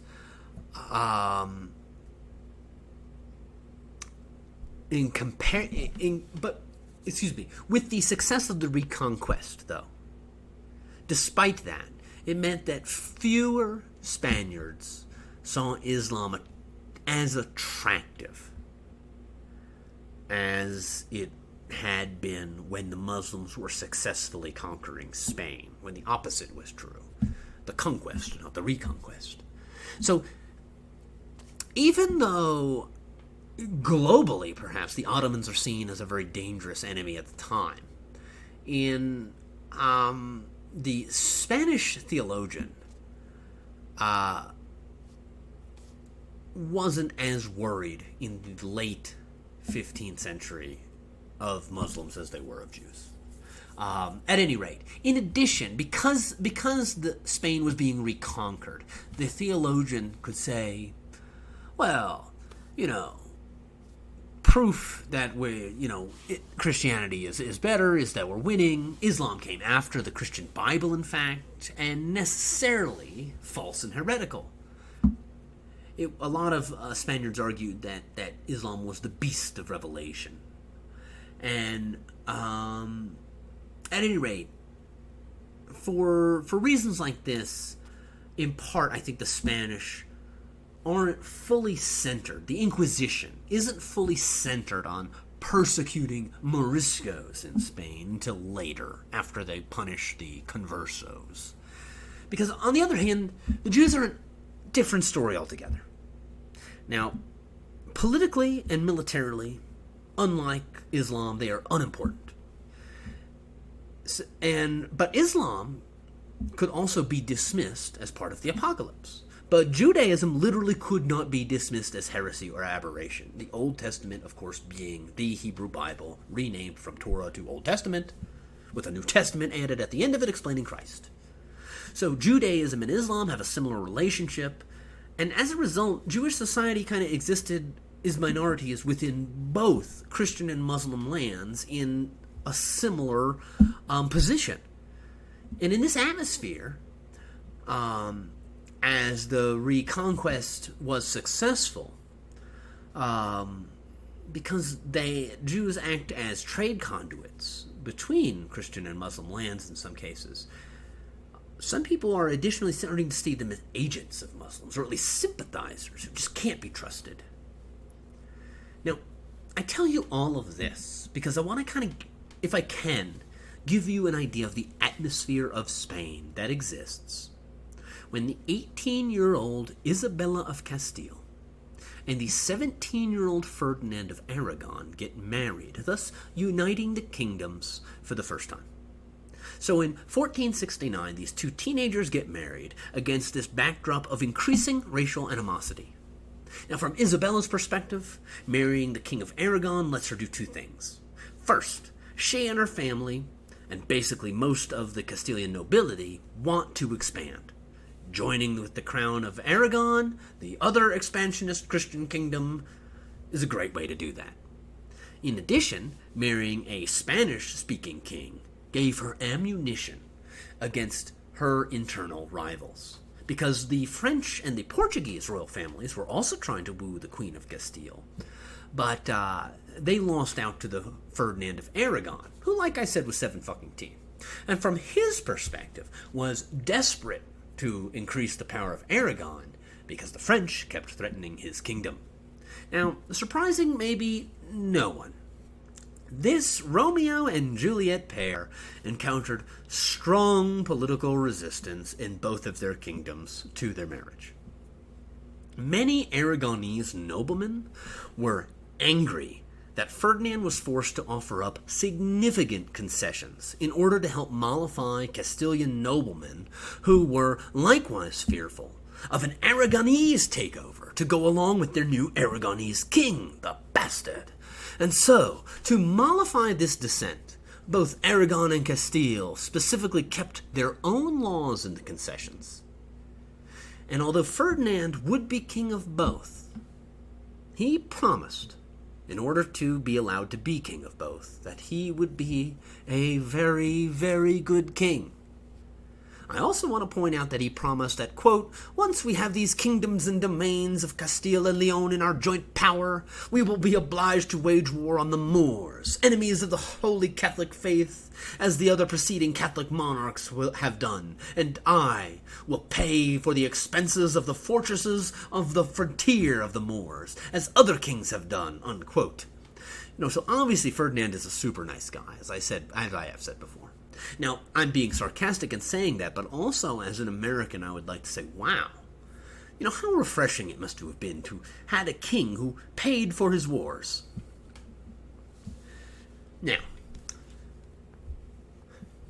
without all of this backdrop information, the reason I'm giving you all of that, I think it's easy to accidentally ascribe the wrong motivations for the Spanish Inquisition. See, the apologist might argue that Ferdinand and Isabella were spurred by their Catholic faith to allow the Inquisition to form. And that's real, the idea that there are people who literally kind of agreed to the Inquisition because what they thought they would be saving souls because of heresy. Now, the cynic, on the other hand, as opposed to the apologist, might argue that the monarchs began the Inquisition out of personal racism, or more likely that it was out of greed, like many Spaniards believed, that the Inquisition was founded in order to rob them. But Ferdinand's own great-grandmother was Jewish. Some of his favorite people were Jews. He protected his Jewish friends from the Inquisition. He and Isabella were religious, though. In addition, and they both seem to have enjoyed the money they got from robbing inquisitorial victims. But I'm telling you, these were all secondary side effects. The main goal was unifying the nation of Spain. Remember, Spain isn't a country. We're talking about Ferdinand and Isabella, the king and queen of Aragon and Castile, and these two places have been engaged in civil wars. Ferdinand didn't hate the Jews, but he knew a lot of old Christian conservative nobles in Spain who did. As such, the real reason Ferdinand and Isabella formed the Spanish Inquisition was Machiavellianism, a demonstration of realpolitik. See, the Catholic monarchs of Spain, or at least since they were teenagers, perhaps their advisors, told them that if they allowed a Spanish Inquisition, and they were in control of it and not the Pope, well, that would enable the creation of a larger and lasting Spanish Empire. The Inquisition was Ferdinand and Isabella's way of creating an institution designed to outlast the unification of Aragon and Castile originally brought about by their marriage. And just FYI, this whole "is Aragon and Castile a new nation of Spain" thing wasn't even really settled until 1520, which is after both of them are dead, and the revolt of the Comuneros occurs. Back to that topic later in the episode. But okay, regardless of Ferdinand's promise to be a very, very good king, a civil war broke out in Castile over the succession of the throne in 1475. Now, ultimately, Ferdinand and Isabella are victorious over Joanna and Alfonso V, King of Portugal. It's called the War of Castilian Succession. I talked about it quite a bit in the episode Canary Wars, I think, mainly from the perspective of the Portuguese. And just FYI, if you have not checked out that episode, it's really good. At any rate, the 4-year conflict was very destabilizing. And even though Ferdinand and Isabella emerged victorious, they were looking for more allies after the war. To quote Henry Kamen, they, quote, accepted an alliance with social forces that prepared the way for the elimination of a plural, open society, unquote. So anger and hatred against Muslims and Jews was growing in Spain, and 2 teenagers decide to use that anger and hatred as a tool of unification. Okay. Now, the fact that Spain was more Jewish and more Muslim than anywhere else in Europe, and had been for centuries, and so as a result, many people in Spain had Jewish or Muslim ancestors, was irrelevant. God damn it, Spain was a Catholic country, am I right? Or at least the 15th century hot-headed old Christian might ask in Madrid in 1477, like one such hothead, the Dominican friar Alonso de Ojeda. Now, this is not the same Alonso de Ojeda who went on a murder spree in the Caribbean for years, and whom we have talked about earlier in the series quite a bit. But I just bet they're related. At any rate, that Alonso de Ojeda would have been 11 years old in 1477, so he certainly wasn't the friar preaching in that year in Seville, and who told Ferdinand and Isabella how dangerous the situation in Spain really was. Ojeda complained that Judaizing conversos were practicing Mosaic law, and the ecclesiastical authorities were doing nothing. His main argument was basically that the so-called new Christians occupied the same posts and social positions as Jews. They think they're better than me, he said. Which really makes sense if you think about it. If some soldiers showed up and forced you to convert your religion tomorrow, wouldn't you still have the same job? I don't know, probably. I don't know why he thinks that the fact that they had converted, I don't know, whatever. Anyway, after this meeting with Ojeda, Ferdinand and Isabella asked Pope Sixtus IV for a bull that would allow them to name bishops or priests to fulfill the inquisitorial office in the kingdoms of Castile and Aragon. Now, the Pope's response is actually somewhat shocking, a lot of historians think, because he agreed to let Ferdinand create an institution. And in later years, the papacy kind of came to regret the rights it had granted the Spanish monarchy, but at the time, Ferdinand was basically lending the Pope an army in Sicily, and so Sixtus probably just didn't want to jeopardize the fact that he had access to a Spanish army. The Pope responded to Ferdinand's requests on November 1st, 1478, with a bull that stated he gave permission to Ferdinand and Isabella to name 2 or 3 inquisitors, who were to have the qualifications of being over 40 years of age, of respectable customs, and with theological or law degrees. The monarch's privilege of naming inquisitors was granted in perpetuity. Now, the first inquisitors were named on September 27, 1480. They were Miguel de Murillo and Juan de San Martin, and they were invested with inquisitorial powers, first in the city of Medina del Campo. Ferdinand and Isabella appointed them in a letter addressed to the Council of Seville, entitled, quote, Letter of Commission to Carry Out Inquiries into Bad Christians, unquote. Excuse me, that's just the title. The quote, I guess, continues. Be advised. We have taken note that in our kingdoms and domains there have been and are certain bad Christians, apostates, heretics, and conversos, who, despite receiving the sacrament of baptism and being baptized and having the name of Christians, have turned and converted, and continue to turn and convert to the sect, superstition, and faithlessness of the Jews.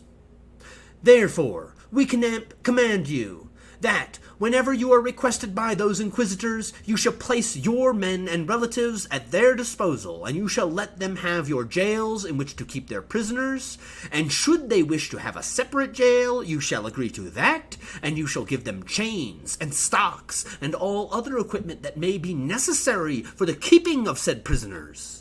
And you shall adhere to and carry out any sentence, censure, and penalty they give, and you shall denounce the infidels and their supporters and those who help conceal, no matter what their estate, position, or status. And you shall do this under penalty of the confiscation of the property and the loss of your position, signed I the King, I the Queen. Unquote. Murillo and San Martin arrived in Seville and published the Edict of Grace on December 1st. All who appeared within 30 days and confessed were pardoned, and their goods were untouched. But at this very first Inquisition, despite the inquisitor saying, "Come and denounce yourself, we promise not to steal your things," most of the conversos in the city decided to start fleeing instead. Ferdinand and Isabella ended up ordering all inhabitants in the Sevillian archdiocese to remain in their houses, and suspects were arrested. Now, although I said the Inquisition has great records, it generally does, we don't have trial records for the earliest Inquisition. In fact, the first 20 years or so of the Inquisition contain a lot of gaps in the evidence. We don't know all of the inquisitors' names, where they worked, the specific hierarchy of, or how the specific hierarchy, I should say, of the Inquisition came into being. But I can tell you that the first auto de fe occurred in Seville on September 6, 1481. 6 people were burned at the stake in front of a crowd of Sevillian residents, nobles, commoners, and clergy alike. Now, it was soon clear to the Inquisition that they would need to operate in tribunals established in cities rather than simply marching around from the countryside from place to place as they were. Now, originally there were a lot of tribunals. Later, these are merged into a fewer number of tribunals as the work of burning heretics and stealing their items began to slow down. Tribunals spread most quickly through Castile, which had been kind of the center of some of the growing anti-Semitism in Spain. 7 additional inquisitors after the original 2, all of these are Dominican friars, by the way, at first. All of them were appointed on February 11th, 1482, and one of them is Tomás de Torquemada, who is soon to be in charge of the whole operation. Now, in 1492, Castile had tribunals at Avila, Jaén, I don't have any idea if I'm pronouncing these correctly, Medina del Campo, Segovia, Sigüenza, Toledo, and Valladolid. 1495, there were 16 tribunals throughout Spain. And in the early years, they were simply set up kind of wherever the conditions permitted and the political will existed. After a flurry of early trials, these tribunals became uneconomical and were merged together, though. In 1507, the number of tribunals was reduced from 16 to 7. But the Inquisition did continue to grow after this, because even though it shrank in proper, I guess, on the Iberian Peninsula, I guess I should say, in 1505, a new tribunal, for example, is formed at Las Palmas on the Canary Islands. Now, so as a rule of thumb, the Inquisition expanded very quickly in Castile and more slowly in Aragon, because the medieval Inquisition had existed in Castile but not in Aragon. And so there was a lot more resistance when the Inquisition was formed in Aragon than in Castile. And there was, for that matter, Aragon had all of the colonies, these colonies in Italy, and there was even more resistance there. I mean, it barely functioned in Sicily and Sardinia, both of which Ferdinand ruled as Aragonese possessions. Now, Spanish America, also technically Aragonese, not Castilian in these early years, was Aragonized. And the Inquisition, I should say, does not reach the Americas for almost a century, in fact. In 1568 is when it arrives in Mexico City, to be precise. In Lima, 1570, and Cartagena de Indias, 1609. But, okay, anyway. The auto de fes were relatively rare occurrences, and that kind of probably helped contribute to their popularity, to be honest. Because when they did happen, wow, it's an auto de fe. Over time, as the Inquisition expanded, they grew in pomp and circumstance. The first auto de fe in Toledo, for example, there were 700 Judaizers who were reconciled in a single Sunday morning and afternoon. Everything was over by 2 p.m. By the mid-16th century, in contrast, the autos had transformed into just all-day-long ceremonies. I mean, at least 12 hours long. They were always held on feast days, and, that's what, helps make them more expensive, obviously, as they grew. The earliest inquisitors, like I said, were all Dominicans, which is, like I said, also the same sect that stoked these flames of anti-Semitism during the 14th century. Remember, it was a Dominican friar who started the riot. And anyway, the Dominican preaching was what led to the creation of all these conversos and the mass conversions, which then later, these same Dominicans are also so paranoid about all these conversos and preaching about how everyone needs to be worried about them. The conversos that, my predecessors converted.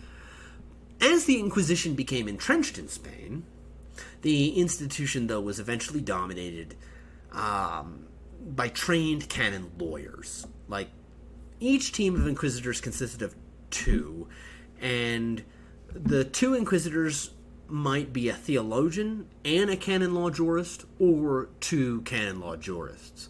I don't want to get too caught up in the background in the weeds, but, for example, Henry came and analyzed the backgrounds of 57 inquisitors in the Tribunal of Toledo. All but 2 of those inquisitors had law degrees. And specifically, nearly half of those who had law degrees had specifically been trained at the prestigious Colegios Mayores, the most exclusive law school in Spain. And in fact, most inquisitors seemed to see the Inquisition as a stepping stone. Most of them went on to serve the highest courts of Spain. For elite old Christians, the Inquisition was, it's a great job. Each team of inquisitors works under the direction of the Inquisitor General. The first was Tomás de Torquemada, who was appointed on October 17th, 1483. Like I said, we don't know why he was chosen or exactly how all that happened, but it's funny, though, because Tomás de Torquemada, if you want to just talk about how hypocritical all of this stuff is a little bit, like Ferdinand, Torquemada was a distant descendant of Conversos himself. But at any rate, Torquemada was the person more than any other who is, I guess, responsible for some of why the Inquisition was such an insidious institution. I mean, Torquemada didn't just run the Inquisition as the first Inquisitor General. He was the one who set up the rules, like the Edict of Grace. Torquemada instructed his inquisitors that while those who came forward would be left alone, quote, so that they lose none of their goods, however, they must present their confessions in writing, and they shall be asked about the circumstances surrounding the content of their confession. Especially, they shall be asked about the prayers they said, and where, and with whom they gathered," unquote. The extensive written records gathered during these edicts of grace were designed to help create evidence for future prosecutions. I mean, Torquemada is a real slimeball. His instructions also included, quote, "Inquisitors can repeat the question of torture. Repeat the question of torture in a case where they must and can do so," unquote. Torquemada told his inquisitors not to worry too much about the orphans they created. Instead, orphans were an opportunity to create, quote, "good Christians," especially the orphaned girls who could marry or enter a religious order, unquote. One of Torquemada's first points of business, other than setting up these rules, were to firmly establish the Inquisition within Aragon, regardless of the local hostilities there. And those hostilities, for the record, didn't just come from the conversos in Aragon, who were relatively few in comparison to those in Castile, because there were not as many mass conversions. But conversos and other, quote, "leaders and gentry" claimed that the procedure was against the liberties of the realm, because their goods were confiscated, and they were not given the names of witnesses, unquote. Traditionally, in Aragon, the names of witnesses were never withheld. Ferdinand responded to the resistance of his subjects by claiming, quote, "there should not be such dread of the Inquisition if there are so few heretics," unquote. Now, whether through personal dread or constitutional opposition, resistance to the Inquisition continued in Aragon after that. A lot of people there saw the Inquisition as an imposition of Castilian law on their sovereignty. Now, Ferdinand's response to this resistance was very severe. Well, it could have been worse, but it was very severe. When the Inquisition arrived at the city of Teruel, the clergy asked for and obtained papal letters releasing the city from inquisitorial censures. They wrote to the king as well to protest, quote, "they were coming to set up an inquisition that will repeat the excesses committed of those in Castile," unquote. The king responded to that letter by raising arms to help his inquisitors. He massed those troops at the walls of Teruel. And, quote, "faced with such massive coercion, the city was easily reduced into obedience," unquote.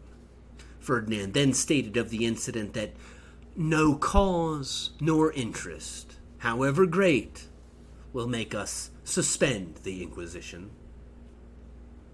Now, the cause or interest he wrote about were the city councilors of Barcelona, who were begging Ferdinand at the time to reconsider the Inquisition due to the mass number of converso emigrants who were leaving Barcelona in fear.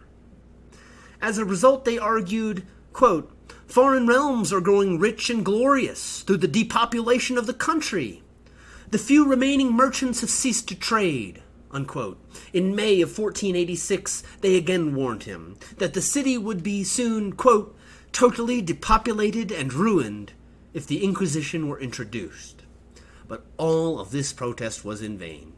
The Inquisition was implanted throughout Aragon, largely by 1487.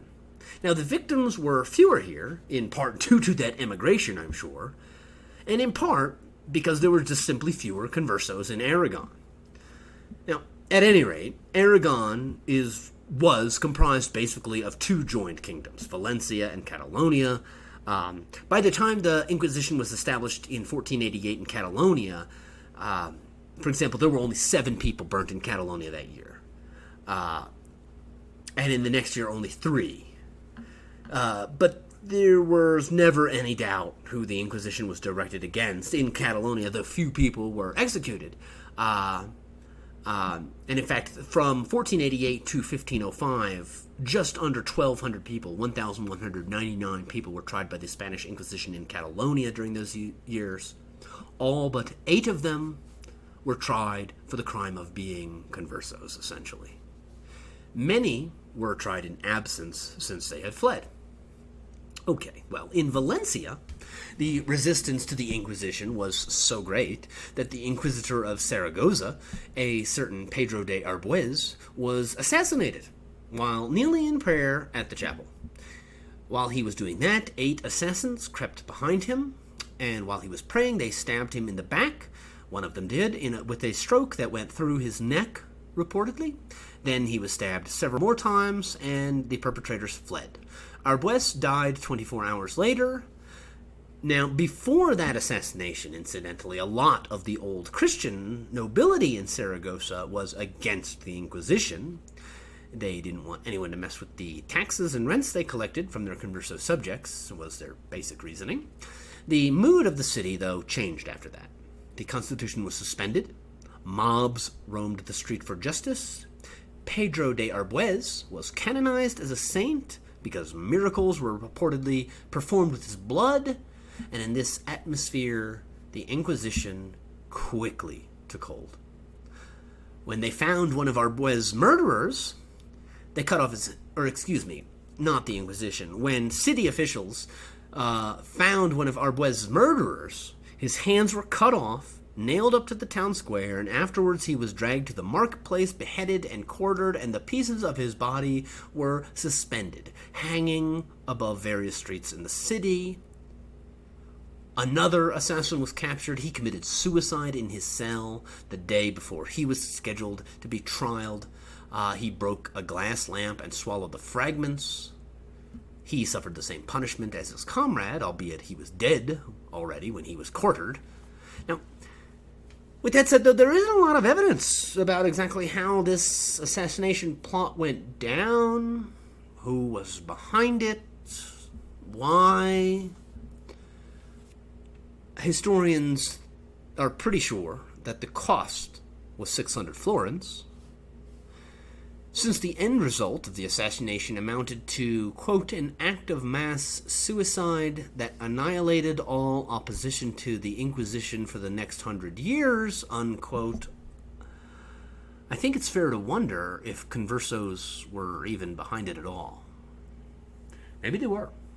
And I mean, it would hardly be the first time that somebody did something that turned out to be a bad decision, a stupid idea for a cause. On the other hand, I think it's fair to point out, again, that the Machiavellian rulers of the Inquisition, Ferdinand and Torquemada, could also have easily staged the assassination in order to smooth the way for the Inquisition. I don't know. At any rate, as I've mentioned, the Inquisition was laser-focused on ferreting out conversos, heretical conversos.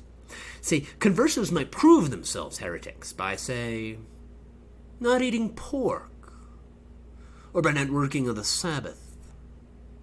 Such was the fate of a woman who was recorded in the inquisitorial records as, quote, Isabel, wife of the Bacalar Lope de Higuera, unquote. A baccalaureate means her husband had a university education, the equivalent of a bachelor's degree, by the way. Isabella stood trial for heresy in 1484. Inquisitorial scribes recorded her crimes thusly, quote, she lights new candles early on Friday evenings. She cooks her meals for Saturday on Friday.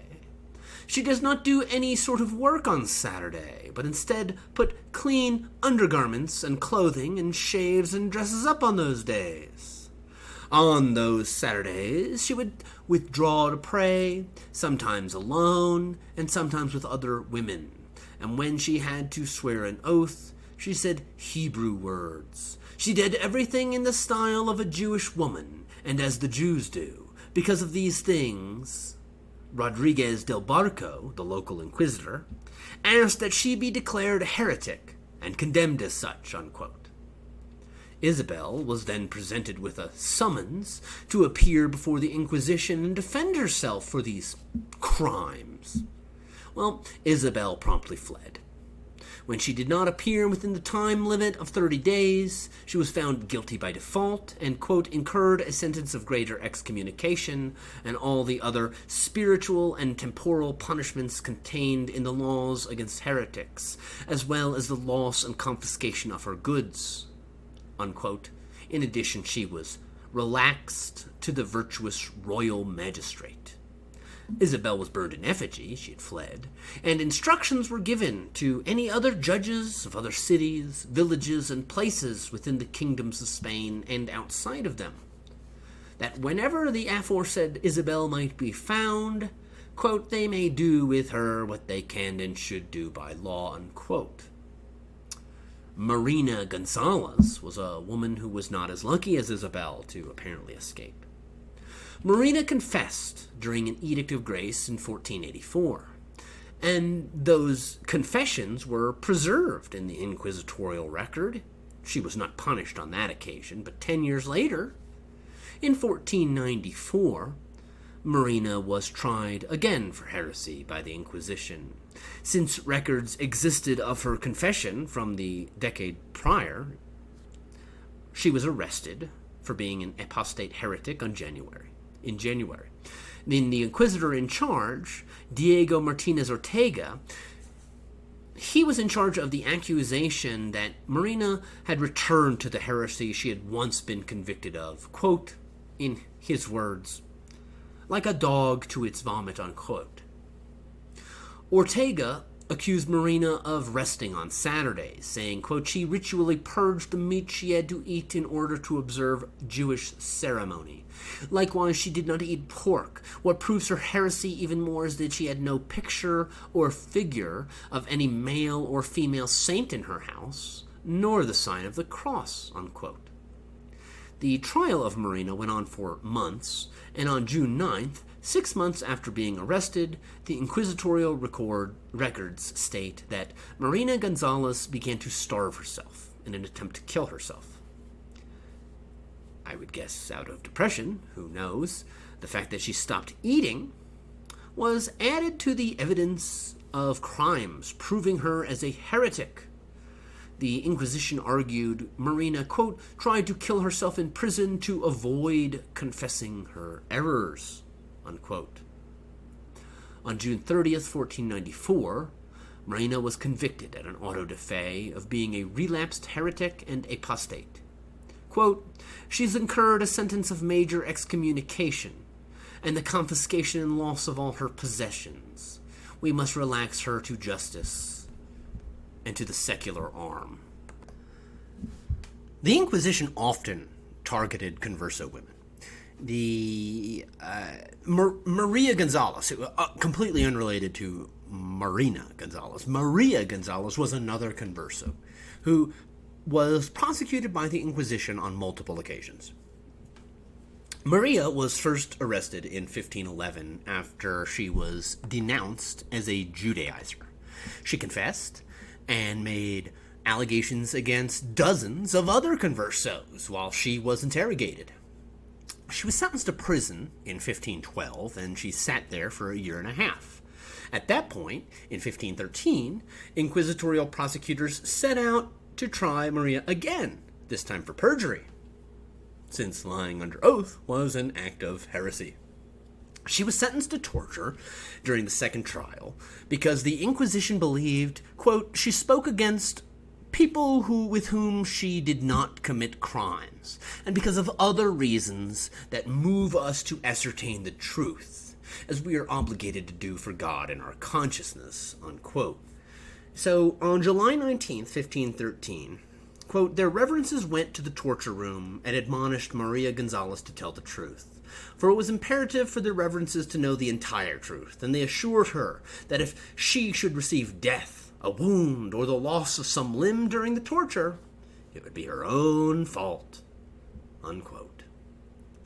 Maria was stripped, put on the rack, and tied with cords. After being tied up, quote, she said that she made it all up. She made it all up because she detested them, unquote. Presumably them being the people she may or may not have falsely accused. Regardless of that confession, Quote, "Their reverences ordered a jar of water poured into her nose and mouth, which was started. As the jar of water was emptied, she said everything she said in her confessions before. As they can put her into a fire, and still everything she said is true. Their reverences ordered the water torture continued. As she was given the water, she said she had told the truth. The order was given to pour another jar of water." Unquote. As this happened, Maria is recorded in the Inquisition as stating, "I speak the truth. I have spoken the truth. I have already spoken the truth. I speak the truth. What I have said is true. As I am telling the truth, I do not tell any lies. I have not lied. I have spoken the truth. I have spoken the truth."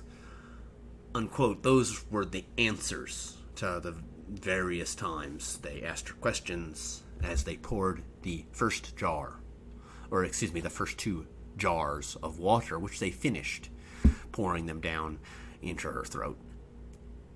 Shortly thereafter, quote, the second jar of water was finished. Quote, "Their reverences ordered the water continued." Unquote. Before the trial ended, Maria Gonzalez, in fact, quote, begged their reverences that they let her go raise her children who walked astray. She asked for mercy, begging their reverences to spare her life so that she might go and raise her children. Unquote. That was on September 1513. Afterwards, her sentence was read aloud in a loud, intelligible voice. Quote, "Maria Gonzalez must be relaxed to justice and the secular arm for having falsely confessed and being impenitent." Unquote. Proponents of the Inquisition began to view their converso suspects as being contaminated by the remaining Jews in Spain as time went on after 1480. And in fact, although the Inquisition began, anti-Semitism just continued to rise in Spain after the foundation of the Inquisition. Edicts of expulsion began to be passed into law. Jews were first expelled from the city of Jerez de Frontera in 1482. The next year, they were expelled from Seville, Cordoba, and Cadiz. In 1486, they were expelled from Zaragoza, Albarracin, and Teruel. The Inquisition and its supporters then continued to successfully lobby the crown from there until 1492. And in that year, 2 months after the conquest of Granada and 6 months before Columbus reached the New World, Ferdinand and Isabella signed an edict of expulsion that covered both Castile and Aragon. 12 years after the founding of the Inquisition, all Jews in Spain were required to accept conversion to Christianity, to become conversos and become baptized, thus being subject to the Inquisition, or they were to leave the country. Now, Ferdinand signed the Edict of Expulsion despite the fact that he had 2 Jewish friends. Hey, I got my 2 Jewish friends here.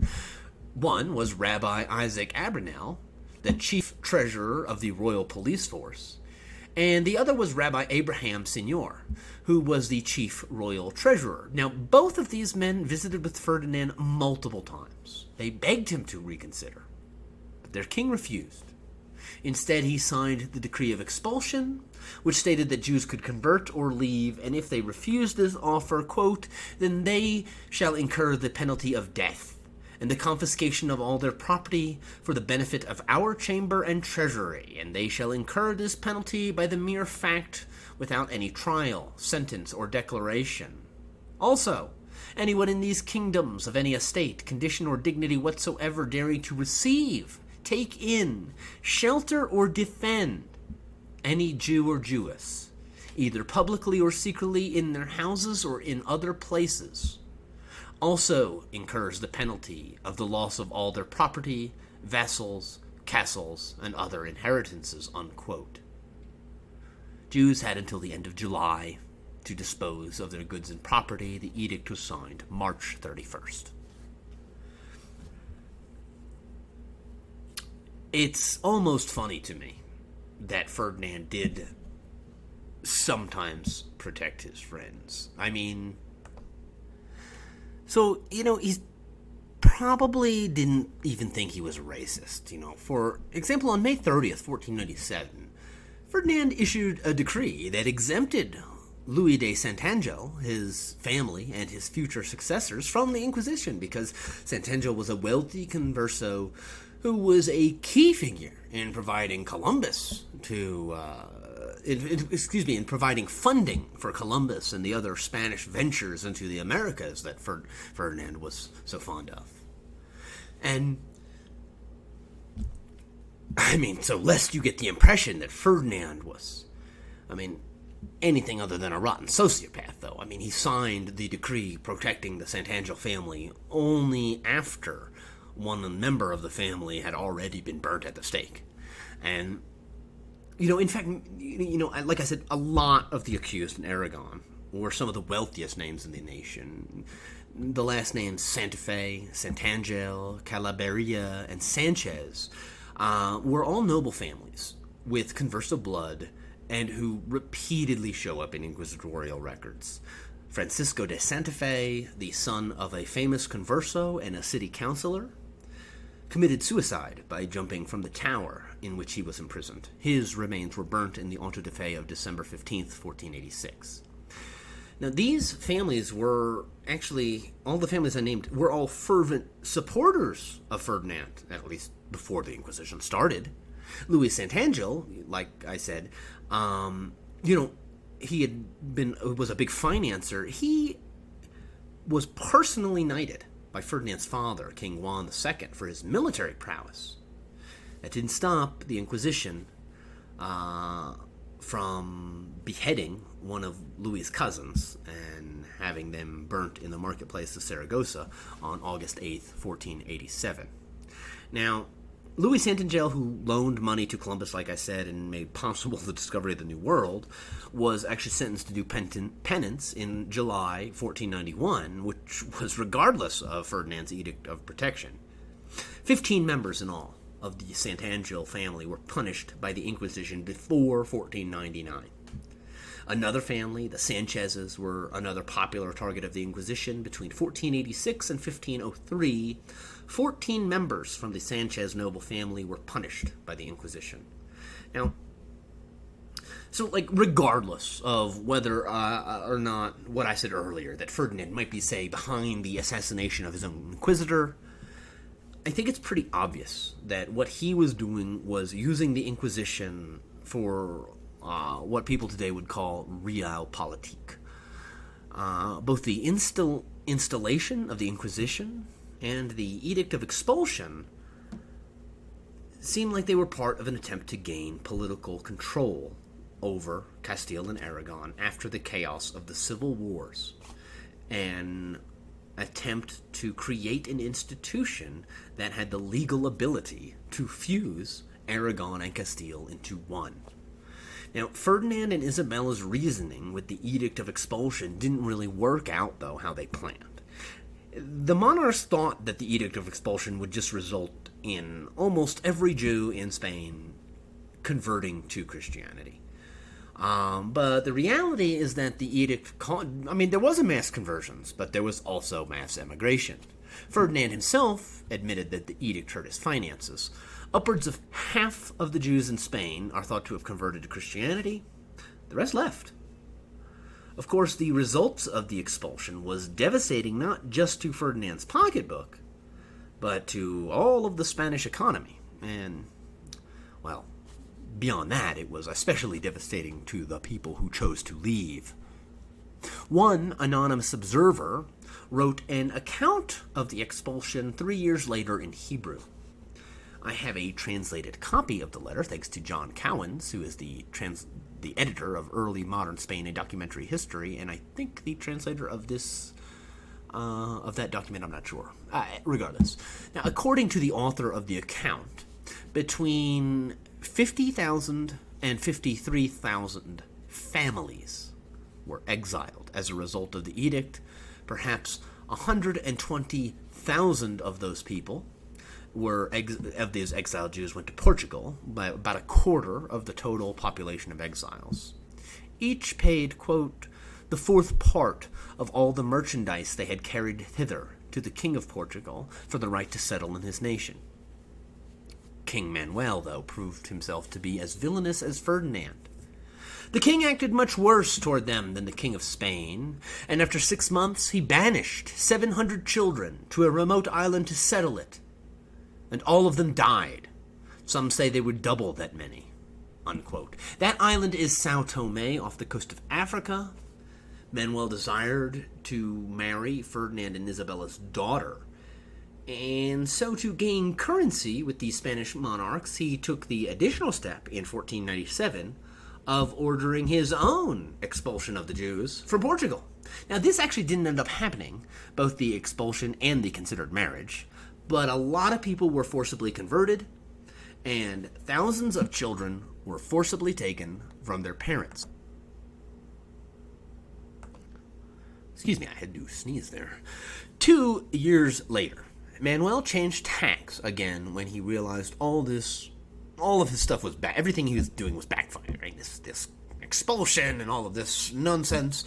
I mean, after all, he had a real plan. The secret Portuguese plan. Getting rich. And so, many Jews and converted Jews who were fleeing Portugal, so many Jews, in fact, were fleeing Portugal, and that in 1499, the king prohibited new Christians from leaving the country of Portugal. And instead he asked the Pope for his own Inquisition. Now, the Pope did not agree to a Portuguese Inquisition until after Manuel was dead in 1536, and the first auto de fe happened in Portugal in 1540. Now, that's a little bit beyond the scope of this episode, but suffice it to say, a smaller-sized Inquisition is also going on in Portugal, for a long time, just like in Spain, Now, others, besides going to Portugal, and they didn't have much luck there, a lot of the Jews who refused to convert, these are the people who become the Sephardim, a lot of them fled to Muslim-controlled lands. The anonymous account of the expulsion tells us, quote, "Many of the exiled Spaniards went to Mohammedan countries, Fez, Tlemcen, and the Berber provinces under the king of Tunis. Most of the Muslims did not allow them to enter their cities, and many of them died in the fields from hunger, thirst, and lack of everything. The lions and bears, which are numerous in this country, killed some of them while they lay starving outside of the cities," unquote. That sounds fucking horrible. Though this wasn't the fate of all the Jews who fled to Africa. The author also notes that while in general North Africa was difficult to say the least for a lot of people, the viceroy of the kingdom of Tlemcen, if I'm saying that right, was Jewish, and, quote, "spent a large amount of money to help them," unquote. Likewise, the Jews of northern Africa were very charitable towards them, our author tells us. But a lot of people, despite that, were not so lucky. And similarly to Portugal, how a lot of people left and then ultimately returned after the Portuguese expulsion and said, well, if I'm going to have to convert, I might as well just go back to Spain. After unfruitfully begging in North Africa, a lot of Jews returned to Spain and became converts to Christianity. Now, other Spanish refugees went to Italy and received, likewise, a range of treatment. When the, quote, "edict of expulsion became known in the other countries, vessels came from Genoa to carry away the Jews. The crews of these vessels acted maliciously and meanly toward the Jews, robbed them, and delivered some of them to the famous pirate of that time, who was called the Corsair of Genoa.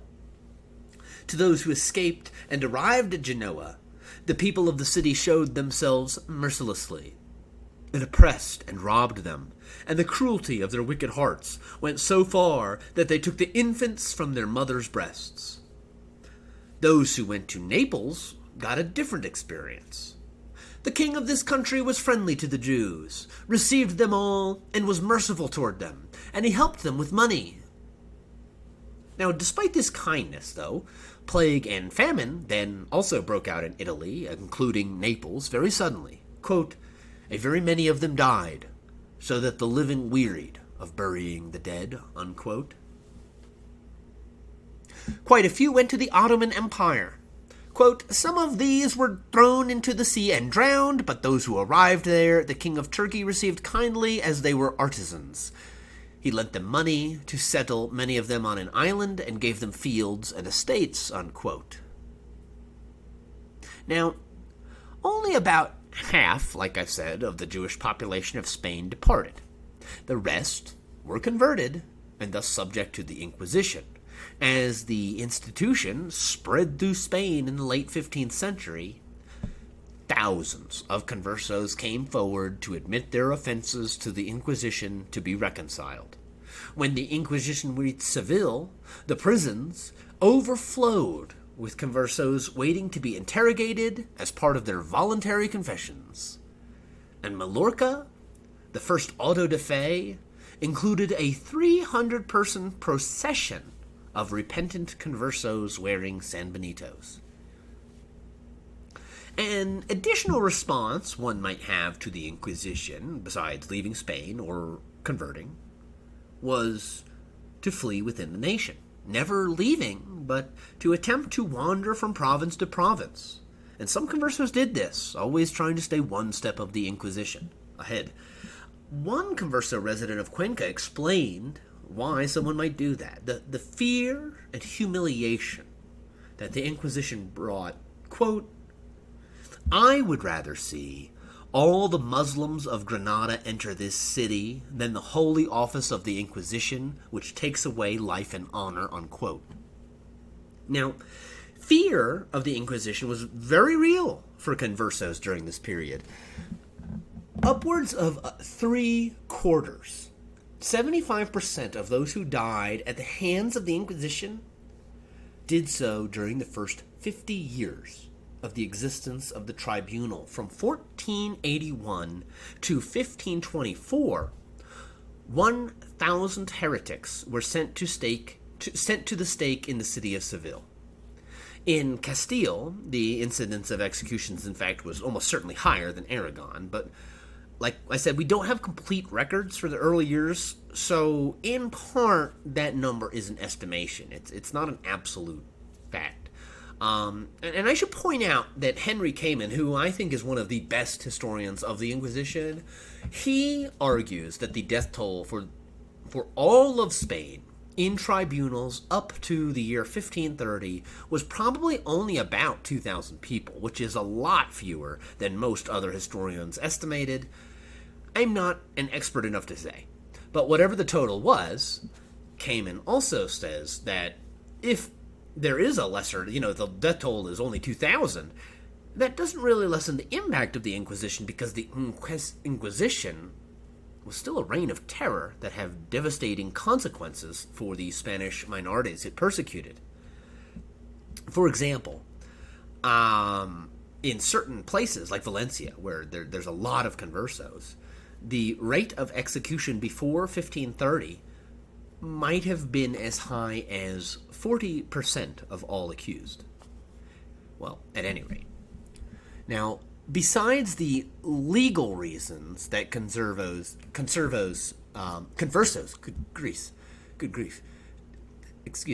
besides the legal reasons for conversos to fear the Inquisition, fraud and extortion were also rampant, if we are to judge by the example at least of one inquisitor, Diego Rodriguez Lucero. Lucero was appointed as the Inquisitor of Cordoba in 1499.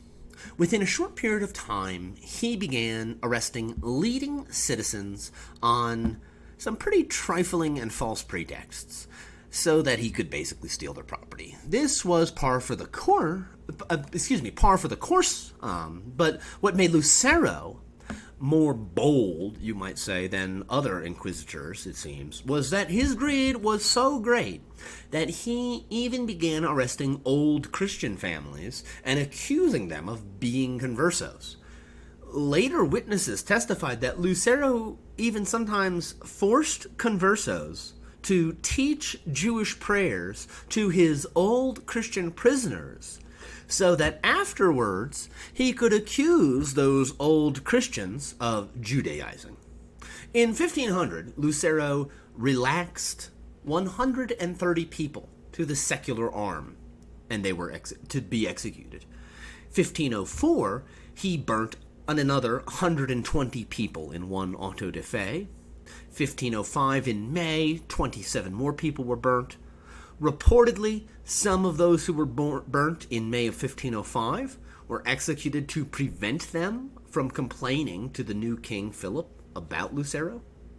Now, finally, in 1506, independent inquiries were made into Lucero's activities as inquisitor.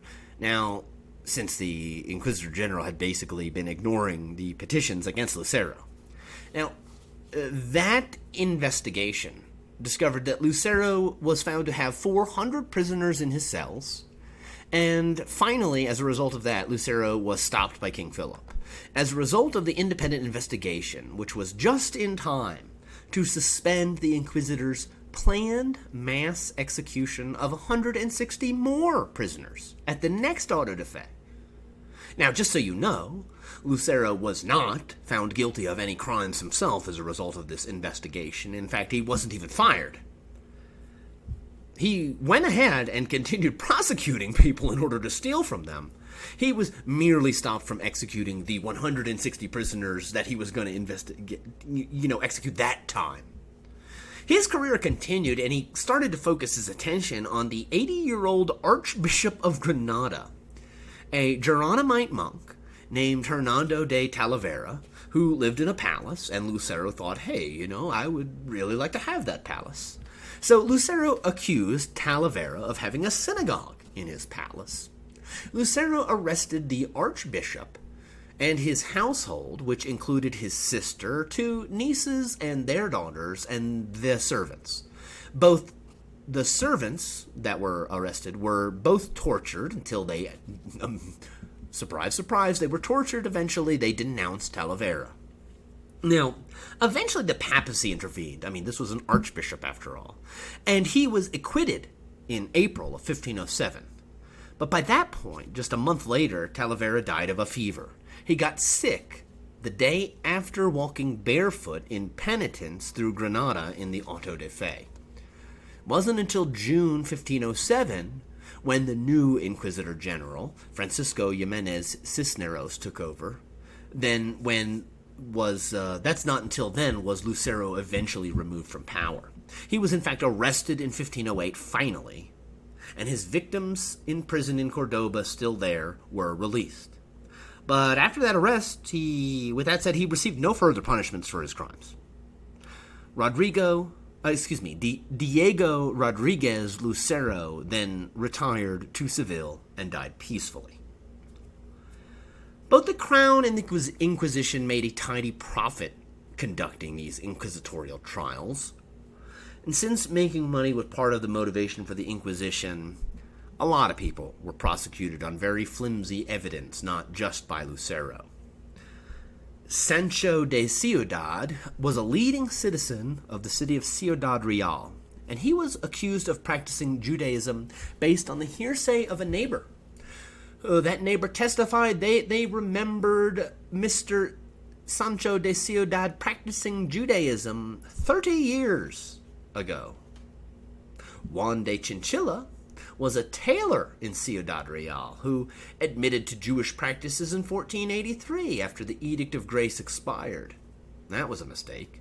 He was burnt at the stake on the word of witnesses who claimed to see him engage in Jewish practices on 2 occasions, one 16 years ago, the other 20 years before the trial. Another person was prosecuted on the words of an elderly woman who recalled something to the Inquisition that happened, quote, 50 years ago, unquote. In fact, in most inquisitorial cases, it seems that the prosecution relied on either quote-unquote voluntary confessions, unquote, that were extracted from torture, or from fragments of hearsay evidence that might have occurred years, sometimes, obviously, like I've been getting at, decades before.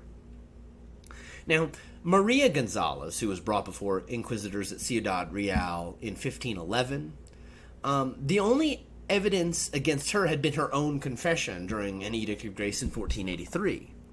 Her husband had been burnt as a heretic in that same year, 1483 that is, and ever since, Maria Gonzalez had maintained that they burnt him on false witness, and he went to heaven like a martyr. On the evidence of her espousing those beliefs, that her husband was in heaven, she was sent to the stake and burnt in 1511. Now, like I said, often it wasn't the inquisitors themselves, though, who committed the worst offenses against the accused. It was their familiars and other agents. One inquisitor in Cordoba employed a man named Bravo, who got the job as being a familiar in Cordoba after previously being the familiar of the previously mentioned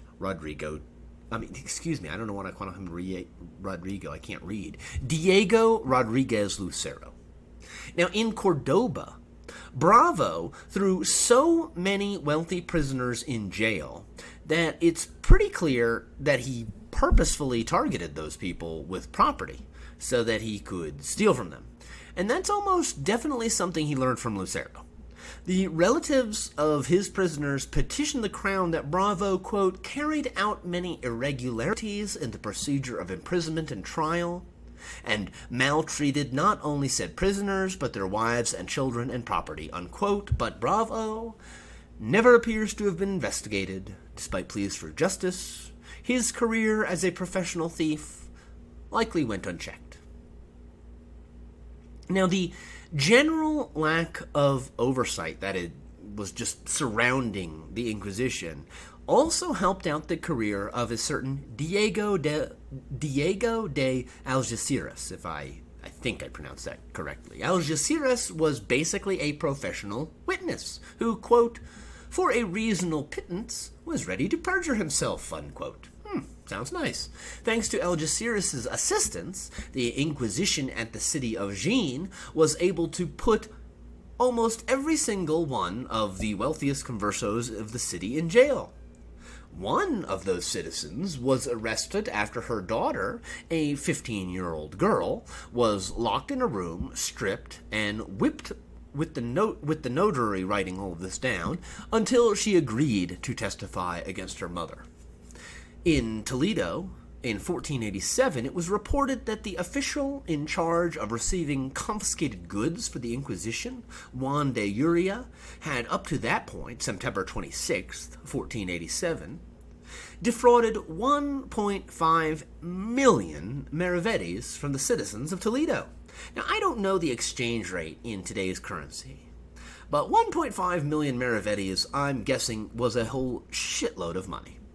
Now, at any rate, had it not been for the events of 1492, I think it's very possible that the Inquisition would have run out of converso victims.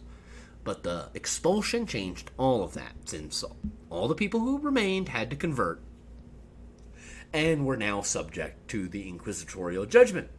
Excuse me, got the hiccups.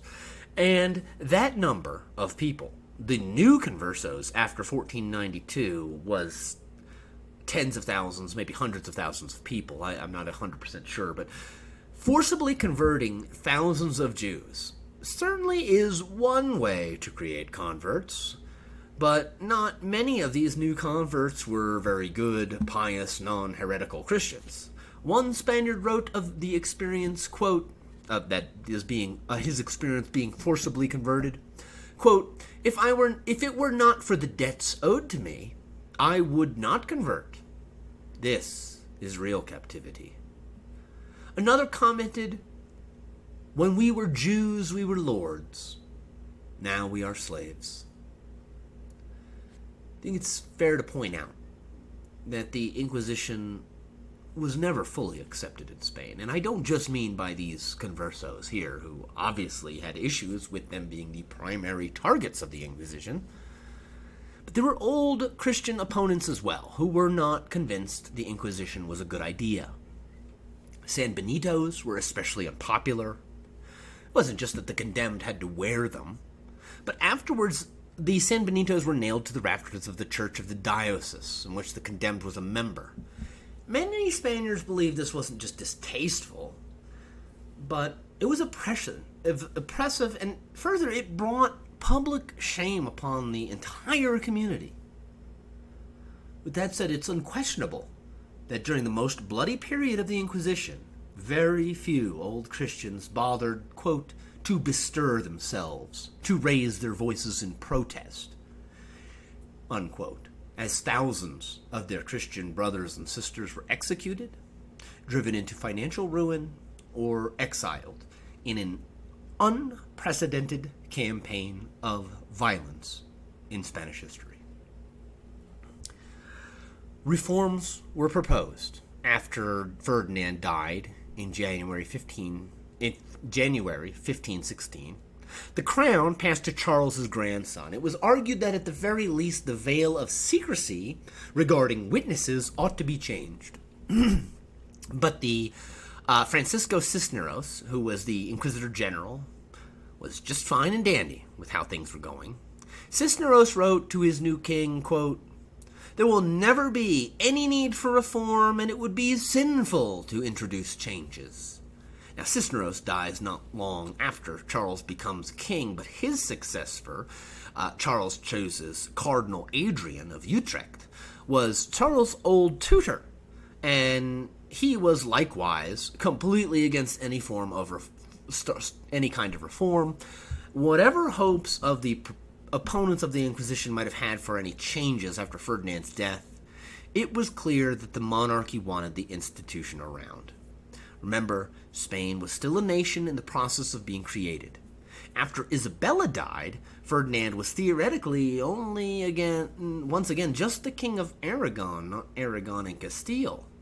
The Inquisition was the only state institution that had power in both kingdoms, and now, when Ferdinand dies and Charles takes the throne, well, he had absolutely no more desire to get rid of it than his grandfather had. The Inquisition was Charles' key to the Spanish Empire. Now, like I said, not everybody, though, was a fan of the creation of this Spanish Empire.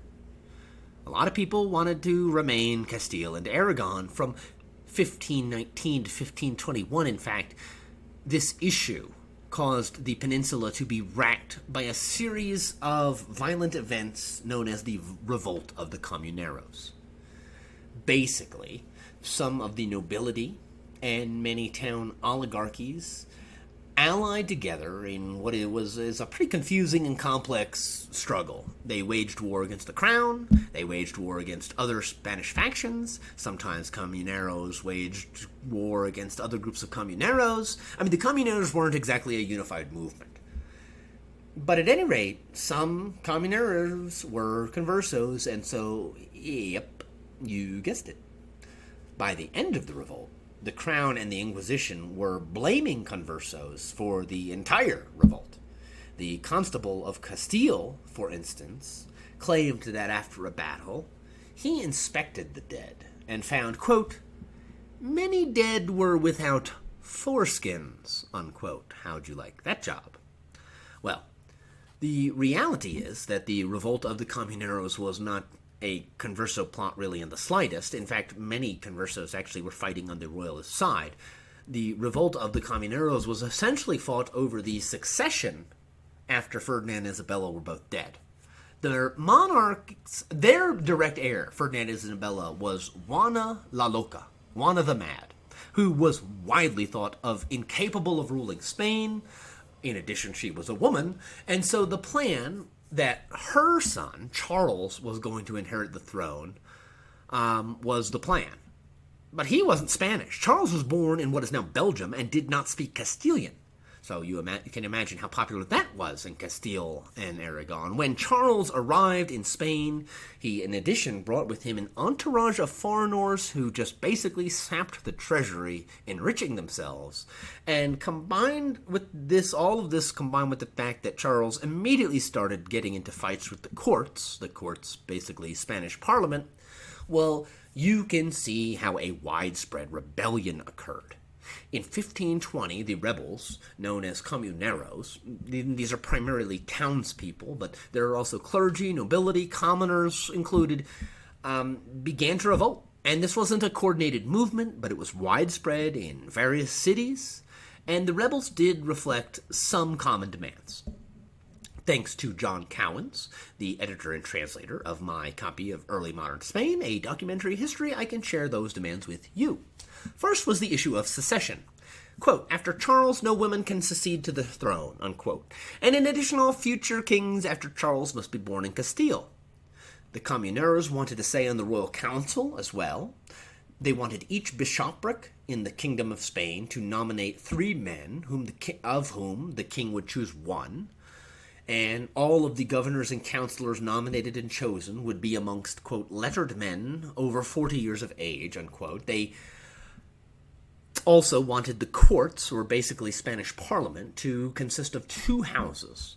And for each bishopric, each bishopric would choose 2 members of the courts, one from amongst the lords, one from amongst the commoners.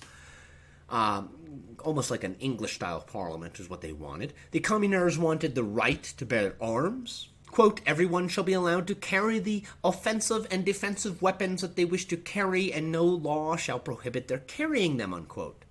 In fact, far beyond the right to bear arms, the Comuneros argued that, quote, all shall be obligated to bear arms in this manner. Each member of the lower estate shall be obligated to have a sword, a dagger, a helmet, a lance, and a shield, while those of the highest estate are obligated to have 2 swords and 2 daggers, one for oneself and one for a squire, as well as a pike, a halberd, and a shield. The Comuneros demanded that the courts have the right to declare war, not the king. Quote, when the king wishes to make war, he shall summon the courts and inform its members, so that they can see whether or not it is just or willful. Without their consent, the king cannot fight any war, unquote. So, far from being some sort of converso plot, the revolt of the Comuneros were Spanish people who wanted a Spanish constitution, essentially. And ultimately, they failed in securing one. 2 years later, what remained of the rebel bands surrendered to royal forces. And from the perspective of Ferdinand and Isabella, as well as their successors, the Inquisition was the tool with which they could defame and defeat the popularism of this revolt by stoking another type of popularism and blaming Judaism. The Inquisition was a tool of the Spanish crown to use against those in Spain who wished to challenge the status quo. Now, I've given you a very brief explanation of a very complicated rebellion, so let's go back to the Inquisition. Now, inquisitorial trials for Judaizing, continued after the expulsion at a regular pace until about 1510. Now, at that point, trials began to slow down, and according to Luan Hamza, there were substantial rumblings about reforming the jurisdiction and legal procedures involved with the Inquisition. The institution survived these attacks made against it by the Spanish, and when Martin Luther began preaching, the inquisitors found plenty more justification for their office. It was at this point, when Protestantism becomes a thing, is when old Christians start to speak out, which is far too late with their resistance to stop the Inquisition. Luther and Charles met, actually, just so you know, in 1521. Charles, who was just 1 year removed from being crowned, Charles V, the Holy Roman Emperor, in addition to his being King of Spain, attended the Diet of Worms, a meeting wherein Luther spoke. He expressed his anger against the church with remarkable boldness, and Charles was furious. He issued a reply in a statement on Luther, where he ordered that, quote, he is not to preach or seduce the people with his evil doctrine, and is not to incite rebellion. I am resolved to act and proceed against him as a notorious heretic, unquote. The Inquisition was stronger than ever by the end of the revolt of the Comuneros, and with a brand new enemy to persecute, in the spread of Lutheranismo. Strengthened and in response to Charles' repugnance, from 1521 and to 1535, the Inquisition then began searching for Lutheranismo within the people of Spain. It sure did find a lot, but incidentally, most of these people convicted for Lutheranismo just so happened to be conversos. And a lot of them just weren't charged with Judaizing. But mind you, the Inquisition was often, it seems like, to be guided by racism, not religion. So, for example, this isn't really true in the far northern parts of Spain. It's French immigrants who are running afoul of the Inquisition most often. In the far south, in Granada, it often is Moriscos. And in the words of Henry Kamen, the Inquisition, quote, wasn't solely the imposition of a sinister tyranny, though, on an unwilling people, unquote.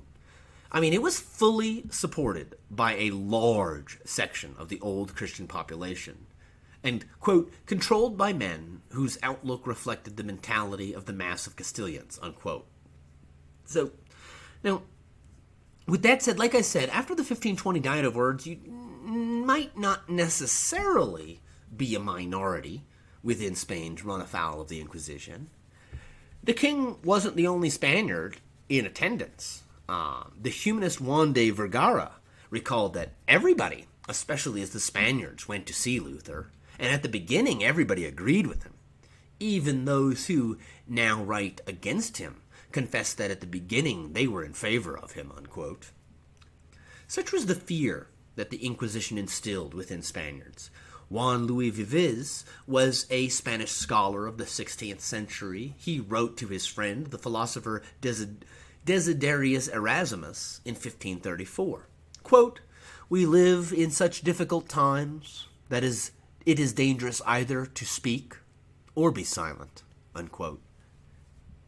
Now, regardless of the fact that a lot of Spanish intellectuals, and not to mention King Charles personally, heard Luther speak, though, it seems that a lot of inquisitors actually seemed pretty ignorant of what Lutheranismo actually was. Now, with that said, though, Spain was full of its own kinds of religious experimentation, and a lot of it was directed by women.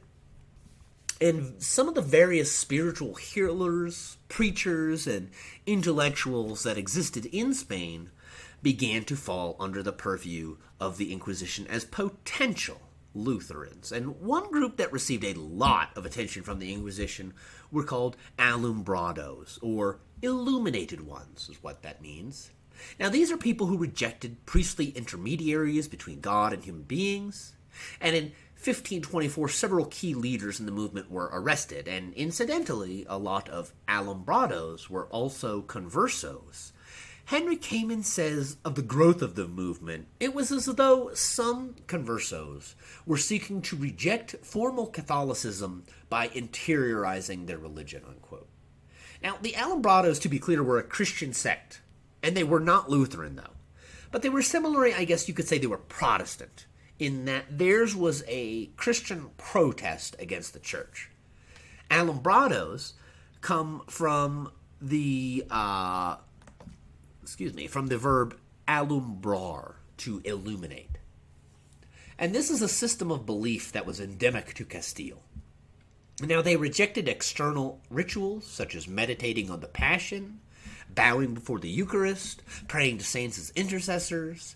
They, like I said, did not believe priests were necessary as mediators between humanity and the divine. And at any rate, there really wasn't anything remotely Jewish about the alumbrados, except that some of them were conversos.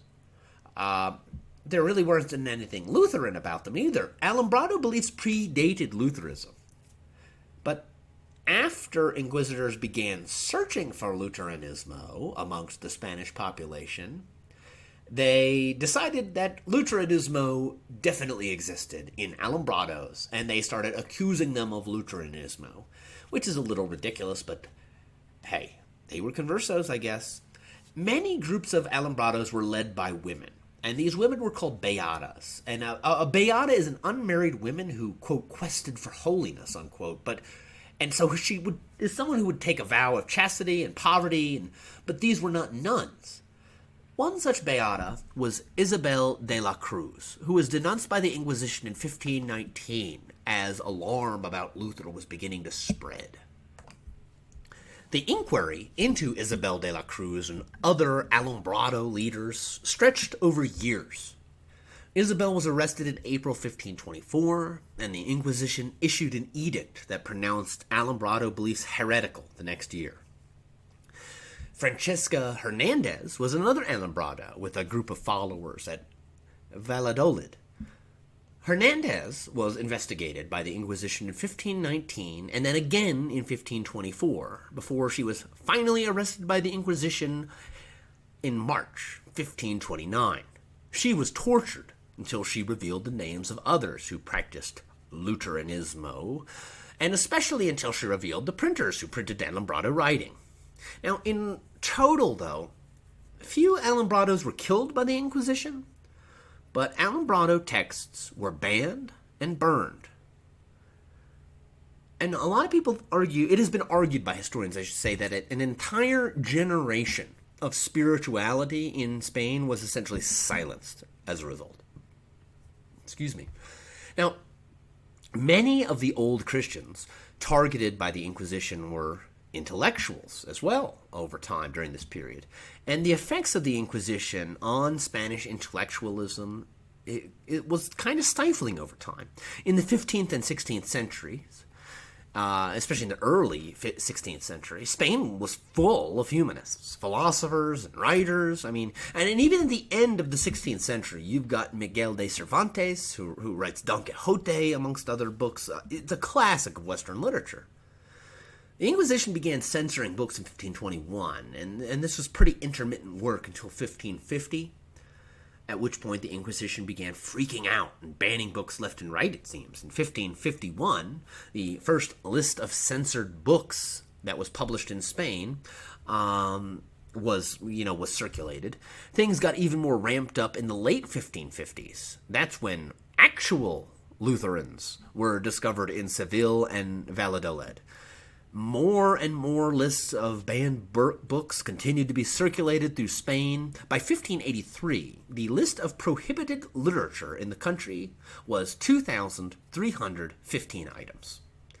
The Inquisition continued to review books and other printed materials, and over the centuries, mind you, the Inquisition lasts until the 1800s. By the 19th century, when the Inquisition finally ends, I think as a result of this, there is certainly a dearth of Spanish intellectualism, of Spanish free thought as a result, at least in some subjects. Now, Bartolomé de Carranza y Miranda was one intellectual who was targeted by the Inquisition. Carranza was born in 1503 in Navarre, the son of poor hidalgos. He entered the University of Alcalá at the age of 12, and at 17 he joined the Dominican order, where he went to study at Valladolid, and where his intellectual gifts won him a chair in theology. He obtained a doctorate in theology in Rome, and then returned to Spain in his early 30s, a famous theologian. Carranza was by all accounts a pious man, and in fact for many years was a censor for the Inquisition, deciding which books to ban. As his tenure there, he was offered numerous prestigious posts, like, many of the inquisitors were. He declined them all until eventually he was offered the most prestigious post of all, outside of Rome anyway, the Archbishopric of Toledo. A very important archbishopric, and one that might make a bishop very, very wealthy. Well, Carranza always had a bitter enemy in Melchor Cano, who was another Dominican who, out of envy of Carranza's rise in politics, made it his point to turn Carranza into a heretic. Carranza published a book titled Commentaries on the Christian Catechism in 1558, and it was essentially thoroughly orthodox in doctrine. Numerous other theologians in Spain agreed, but all Cano really needed was a few phrases. He took them, quoted them out of context in an attempt to turn Carranza into a heretic. And this wasn't easy, because in addition to Carranza's reputation as archbishop, he wasn't technically really under the jurisdiction of the Inquisition. Only Rome could punish him. But Cano was successful mainly at the time because of the so-called Protestant crisis that was taking place in Spain. At around the same time that Cano began trying to vilify Carranza, hundreds of Protestants were uncovered in two cities, in Valladolid and Seville. On August 20th, 1559, 10 armed familiars arrived at Carranza's residence. Carranza was arrested by inquisitorial authorities. The arrest would have caused a public scandal, and so the city was put under a curfew. In the silence of night and darkness, at midnight, the residents, mind you, had been warned not to look out their windows. And at this time, Carranza was escorted out of the city to a home and kept in a private house, locked in. He had a jail cell, essentially a 2-room jail cell, and was kept under house arrest for 7 years. Now, during this time, the archbishop was not allowed any recourse to the sacraments, and politically, Carranza's story ends there. In terms of a human tragedy, that was just beginning. Spain refused to release Carranza. The crown did not want to relinquish any control to Rome, so when a delegation from Rome came to Spain to argue that Carranza had done nothing wrong, the Spanish crown simply ignored it, fell on deaf ears. The delegates were forced to write back to Rome that, quote, "Nobody dares to speak in favor of Carranza for fear of the Inquisition. No Spaniard would dare to absolve the archbishop, even if he were believed innocent, because this would mean opposing the Inquisition. The authority of the latter would not allow it and admit that it had imprisoned Carranza unjustly. The most ardent defenders of justice here consider that it is better for an innocent man to be condemned than for the Inquisition to suffer disgrace," unquote. Now, ultimately, Carranza's defenders did eventually get him transferred to Rome, but his case remained unsettled. He was in Rome, under house arrest there for another 9 years. That's when finally Spain and Rome came up with a compromise to settle the issues of jurisdiction, but as for Carranza, he died 18 days after his case was finally settled in 1576. And as for the Inquisition, this is kind of an example of the dual authority that it was claiming right from the beginning as soon as it was established.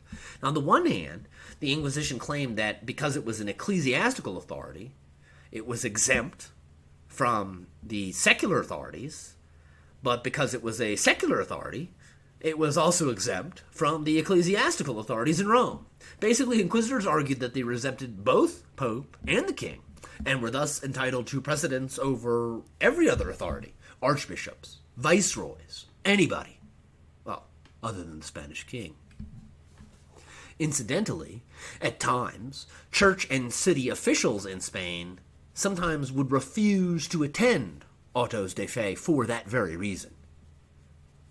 Now, at any rate, we have an example of how the Inquisition investigated prohibited materials, thanks to the Inquisition of Toledo, which left a record of a letter it was investigating nailed up in the town square of 1559. The inquisitors there reported, quote, "We are carefully and secretly applying ourselves to investigating academics regarding some pamphlets found at the doors and round town. All teachers were called in, one after the other, and were asked under oath if they knew the handwriting. All inns and hostels in Toledo have been reached to learn who has stayed there during the past 2 months, from whence they came, what papers they had in their possession. This search was also undertaken in hospitals. Notaries were called in to identify the handwriting.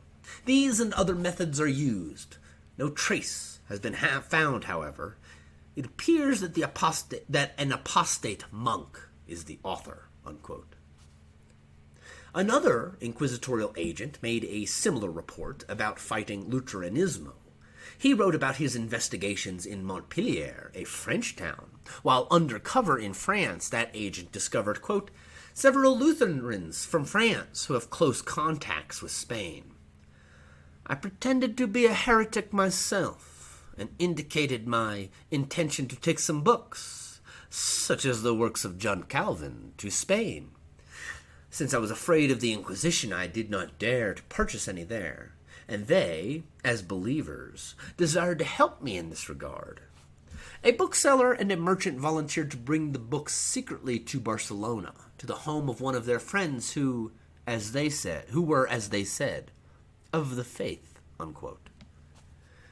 The Inquisition loved burning banned books, and technically I think that made it very difficult for a lot of people in Spain to actually learn about Lutheranism, which is probably why the Inquisition had such trouble finding it, and why, in addition, few actual Lutherans ever seem to have been uncovered by the Inquisition. Most people trying Lutheranismo were either Alumbrados, or seems to have been expressing atheistic or agnostic beliefs, and were charged with Lutheranismo for that.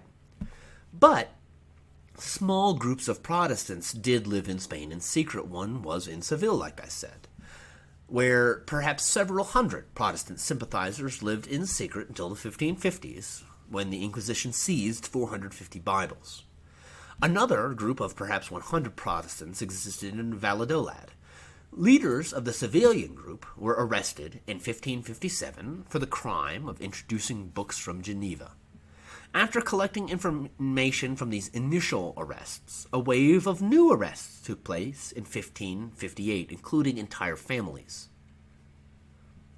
The Inquisitor General, Fernando de Valdez, exaggerated the number of Protestants that he was in fact arresting, to, quote, regain favor he had recently lost with the court of Spain, unquote. Charles wrote a revealing letter to his daughter in 1558 regarding Protestantism in Spain, which provides further evidence that the monarchy viewed the Inquisition primarily as a tool of control. Quote, I wanted to introduce an Inquisition to punish the heresies that some people had caught from neighboring Germany and England and France. Everyone opposed this on the grounds that there were no Jews among them. Finally, an order was issued declaring that all people of whatever state and condition who came under certain specified categories were to be ipso facto burnt and their goods confiscated. Necessity obligated me to act in this way, unquote. I'm sure, very necessity. The first significant auto de fe featuring Protestants was held at Valladolid on Sunday, May 21st, 1559. 30 stood accused of Lutheranismo. Of them, 14 were burnt. 13 of the 14 wept and died repentant. Francisco Herrero, though, from Toro, died unrepentant, which essentially means that 13 friends and family members were strangled before being lit on fire, while Herrera was burned alive. Now, on October 8th, later that year in Valladolid, a second auto was performed, this time in the presence of King Philip. Of the 30 accused, 26 were Protestants, and of these, 12 were burnt at the stake, including 4 nuns. One of the accused, Carlos de Censo, had shown great fear and repentance in the days leading up to the auto de fe. That made him just the talk of town, a popular point of interest amongst a large crowd gathered in the days before to see the auto de fe. But in the end, as Censo realized that he was going to be executed, regardless of whether or not he repented to his inquisitors, and so when they asked him to repent, he instead blasphemed again. Quote, in Jesus Christ alone do I hope, him alone I trust and adore, and placing my unworthy hand at his sacred side, I go through the virtue of his blood to enjoy the promises that he made to his chosen, unquote. Then Carlos de Censo turned to King Philip. How could you let this happen? He is said to have called out to the king. Philip replied, if my own son were as wicked as you, I myself would carry the wood with which to burn you, unquote. At any rate, that's how the story goes. Whether Philip actually said that is a little dubious. Regardless of the veracity of Philip's supposed statement, Carlos de Censo and the others accused were burnt as impenitents. Carlos de Censo burnt alive while the King of Spain watched. Seville hosted its first auto da fe, filled with Protestants anyway, on Sunday, September 24th, 1559. 76 accused were present, 19 of which were burnt as Lutherans, only one of them in effigy. The next auto was Sunday, the 22nd of December, 1560.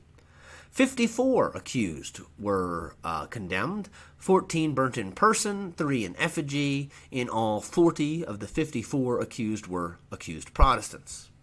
Included in those burnt were 2 English sailors, a Sevillian mother named Leonor Gomez, and her 3 daughters. And, anyway, in 1562, 2 more auto de fes were held in Seville, which combined found 88 more Protestants punished, 18 of which were burnt in person, among them the prior of San Isidoro and 4 of his priests. Throughout the 1560s, the Inquisition focused on hunting more Protestants, they didn't find a lot. By the end of the decade, it seems that native Protestantism in Spain was almost totally extinguished. After 1562, almost everyone accused of the heresy of Lutheranismo were French, Flemish, or English residents of Spain. In the 16th century, 80 Frenchmen were executed as heretics. Another 100 were burnt in effigy, and 380 were sent to the galleys. Now, the Inquisitors broadened the search for deviations in the Catholic faith as well. In the mid-16th century, in addition to Lutheranismo, the Inquisition went after all sorts of moral offenses, which the Inquisitors argued were proof that someone was not a true Christian. For example, the Inquisition argued no true Christian would blaspheme, no true Christian would make scandalous statements, or fornicate, or commit bigamy or sodomy, etc., unless they were a heretic. By the 1550s, therefore, and the 1560s, that's when you start seeing more old Christians begin to be targeted in larger numbers. And with that said, even at that time, far fewer old Christians, at the height of the Protestant scare, far fewer old Christians were executed than minorities, except perhaps with the exception of those accused of homosexuality. That was a pretty quick way to find yourself burnt. Now, with that said, the Inquisition was, like I said, just unquestionably xenophobic and racist. And while it's true that more old Christians were targeted as the Protestant scare unfolded across Catholic Europe and in Spain, the truth is that the number of Protestants targeted pales in comparison to the increasing number of Muslims targeted as the 16th century proceeded. Now, like I said, Muslims you could say they got off easy in comparison to the Jews at the beginning, but similarly to the Jews, substantial numbers of Muslims had converted to Christianity over the centuries, and often by force through mass baptisms. Converted Jews, like I said, are known as conversos. Spaniards called converted moriscos, or worse things. They had a lot of pejoratives for them. Basically, the reason they escaped the persecution of the Inquisition in general, for a while, was that Ferdinand and Isabella had given Muslims the assurance that they could retain property, customs, laws, and religion as part of the capitulation of Granada in 1492. Now, Ferdinand didn't really keep his word for long. Immediately after the capitulation of Granada, in fact, Muslims in Spain felt increasing pressure to convert. At first, this was mostly peaceful, under the direction of Archbishop Hernando de Talavera. He carried out a relatively peaceful campaign that was designed to attract Islamic converts to Christianity by allowing dances and music like the zambra, traditional Islamic song and dance, to be performed at a Christian mass. Now, the Archbishop of Toledo, Francisco de Cisneros, in contrast, did not at all believe in using these dances like zambras to attract converts, and like I said, he will eventually become an Inquisitor General. At any rate, Cisneros began arguing for mass baptisms in 1497, and in fact converted a mosque in his archbishopric in that year into a church. 2 years later, Cisneros accompanied the Inquisition to Granada to investigate the Morisco population there, which provoked riots that began in December 1499, and these continued periodically in Muslim quarters of Spanish cities throughout the next couple of years. Now, by this time, the Spanish government was basically deciding to, again, on one of two ideas. Cisneros and a lot of people in Spain, kind of the Catholic conservatives, argued that the Muslims of Granada forfeited the rights they had that had been guaranteed them by the terms of the capitulation, and as such, quote, they must be converted and enslaved, for as slaves they will be better Christians and the land will be pacified forever, unquote. In contrast, Ferdinand favored another policy which is more moderate in comparison, though it's not exactly a good policy that is kind or anything. Quote, if your horse trips you up, you don't seize your sword and kill him. Instead, you give him a smack on his flanks. So my view, and the Queen, is that these Moors be baptized, and if they don't become Christians, their children and grandchildren will, unquote. Well, over the next few months after that debate happened, and Ferdinand decided on the conversions, mass baptisms began to occur in October of 1501. In that same month, a massive bonfire of Arabic books took place in Granada. A contemporary Arab leader and scholar, Yusei Venegas, lamented, quote, if the king of the Conquest does not keep faith, what can we expect from his successors, unquote. Now, I've mentioned this in the previous episode, but while I'm at it, Francisco de Cisneros will actually rule as regent of Spain for a few years after Ferdinand's death, in addition to serving as Inquisitor General. So, at any rate, Charles was only 16 at the time of him taking the crown. But anyway, February 12th, 1502. All Muslims in Castile on that date were ordered to convert or emigrate from Spain. In Aragon, in contrast, the landed nobility found the Muslims to be a, quote, plentiful, cheap, and productive source of labor, unquote, and shielded their Muslim subjects from the Inquisition. Aragonese Muslims were spared forced conversion and the Inquisition until after the revolt of Comuneros, which kind of changed things in 1520. After the revolt of the Comuneros failed, mass baptisms of the rural Muslim population took place in Valencia in 1522 to... it's hard to say if it was to create Moriscos or just to punish the rebellious nobility, but either way it happened. Once it did happen, the Inquisition promptly began to argue, well, it's not really right for some of the Aragon's Muslim population to be baptized, without the rest following suit. Within a few years, this argument won the day. In 1526, mass baptisms took place in the rest of the Aragonese realms, and in 1526, what this means, then, is by that point, all Muslims in Spain had been formally and officially made Christians. Thus, they were subject to the Inquisition. According to Spanish law, in 1526, Islam became an extinct religion in Spain. So, the Moriscos didn't feel the same way, obviously, a lot of them, and after 1526, they became increasingly targeted by the Inquisition. Inquisitors made a list of practices that they considered evidence of Islamismo. There were 36 possible infractions, which included circumcision, giving children Muslim names, singing Muslim songs or performing zambras or other Muslim dances, or using prohibited Muslim musical instruments. Any of this or other rules might be enough to get the attention of the Inquisition. In 1538, Juan de Burgos, his wife Julia, and some friends gathered at his home, quote, for the Zambra, where they were dancing and singing in Arabic, and there they all ate dinner together, unquote. So said their servant, who testified in the Inquisition, making her a secret witness against her employers, the Burgoses. Now, with that said, Moriscos didn't really get the full eye of the Inquisition until the 1560s. At that point, the military threat of the Turkish Empire was continuing to rise, and the Inquisition turned its attention almost fully on eradicating all traces of Moorish culture in Spain. Maybe easier said than done, especially in Granada, where in the 1560s a full 54% of the population consisted of Moriscos, and in some regions of Spain, such as the well-defended Alpujarra Mountains, Moriscos essentially comprised about 100% of the population.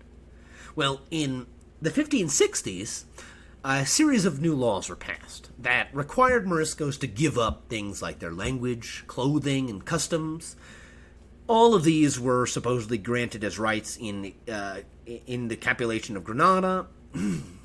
In addition to these laws, inquisitorial surveillance of Moriscos grew to make sure that they were following the new laws, obviously, as you might imagine. And in 1568, as a result, a large community of Moriscos in the Sierra de Alpujarras, the mountains in Granada, responded with a violent insurrection. And what followed was a, quote, savage war between Christians and Muslims, with atrocities on both sides, and military repression was brutal. Thousands of Moriscos died, unquote. Perhaps 4,000 foreign Turks and Berbers crossed into Spain to fight alongside the Granadan insurgents, and the Moriscos fought for 2 years in what might have very well been perhaps the most savage war fought in Europe that century. Eventually, that rebellion failed. Thousands of Moriscos were sold into slavery within Spain, and the Spanish government dispersed the remaining Morisco population of Granada throughout Castile instead. 80,000 Granadan Moriscos in total were forced from their homes after the revolt in a Spanish version of essentially a Trail of Tears. Incidentally, the dispersal of Moriscos throughout Castile, where a few Muslims lived before, made those Moriscos much more visible to their very suspicious very suspicious Castilian neighbors. Now, ultimately, in 1609, the Moriscos will be expelled from Spain just completely. And thus, within a century, a little over a century, and with the support of the Inquisition, Spanish authorities essentially almost completely removed 2 of the 3 cultures that had existed in Spain for centuries before that. Afterwards, after 1609, essentially only a few Morisco noble families and the Morisco slaves of old Christian nobility remained in Spain after that. Now, before that time, and from the 1560s on until 1609, Moriscos had it pretty rough. Francisco Núñez Muli was one Morisco who wrote a letter.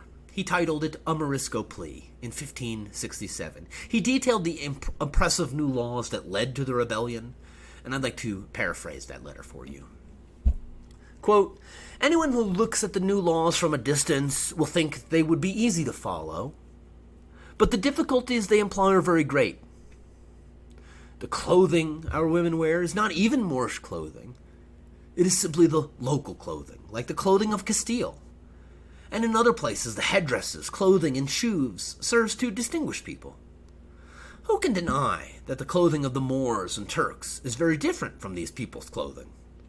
What good can it do anyone to take away our clothing? Keeping in mind that we have spent a great deal of money on it, money earned in the service of previous kings.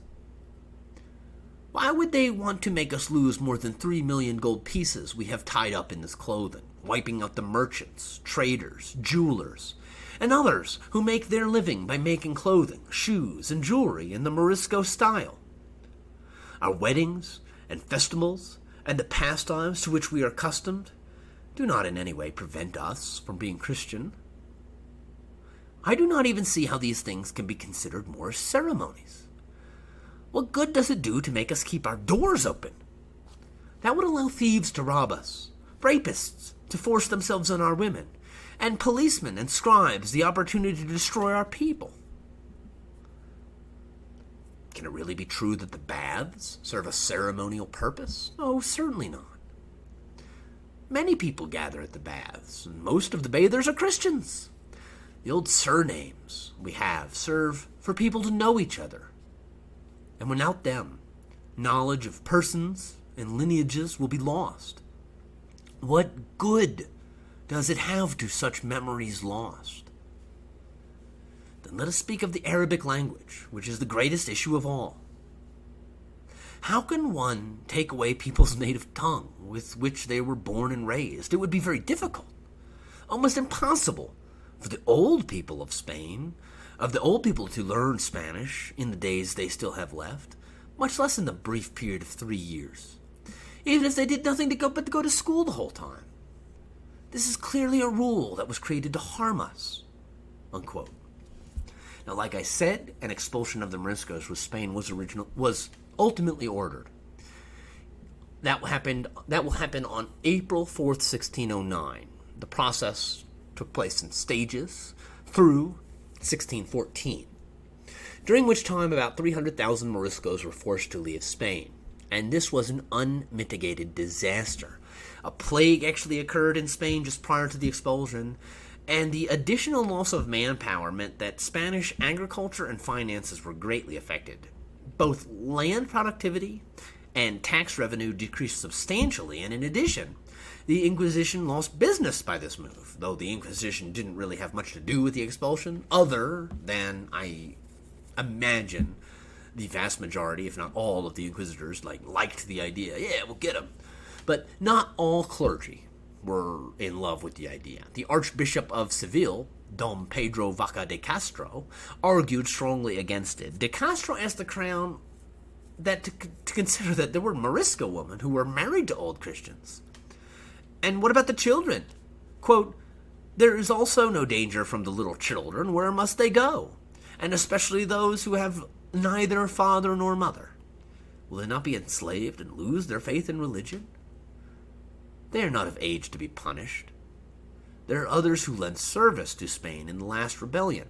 They left their relatives, served your majesty, and it does not seem likely that they would rebel." Unquote. De Castro's pleas, though, to the crown went unanswered. And in fact, the Morisco expulsion went on, and so too did the Spanish Inquisition.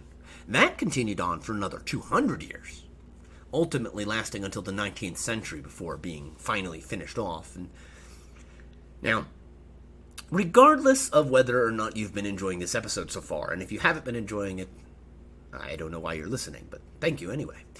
So far, you might be wondering why it is exactly I am spending so much time talking about the Spanish Inquisition, considering that this podcast is not a history of Spain, but about the history of the Atlantic world.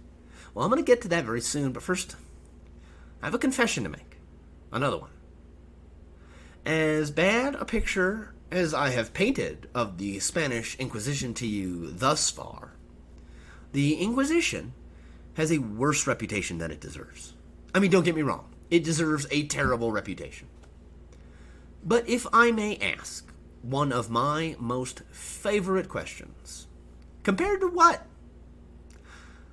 The Spanish expulsion of the Jews was less harsh than the one that happened to the Jews of Portugal in 1497, at least in comparison to the fact that in addition to the expulsion, King Manuel also kidnapped hundreds or thousands of children and sent them to São Tomé, where almost all of them died.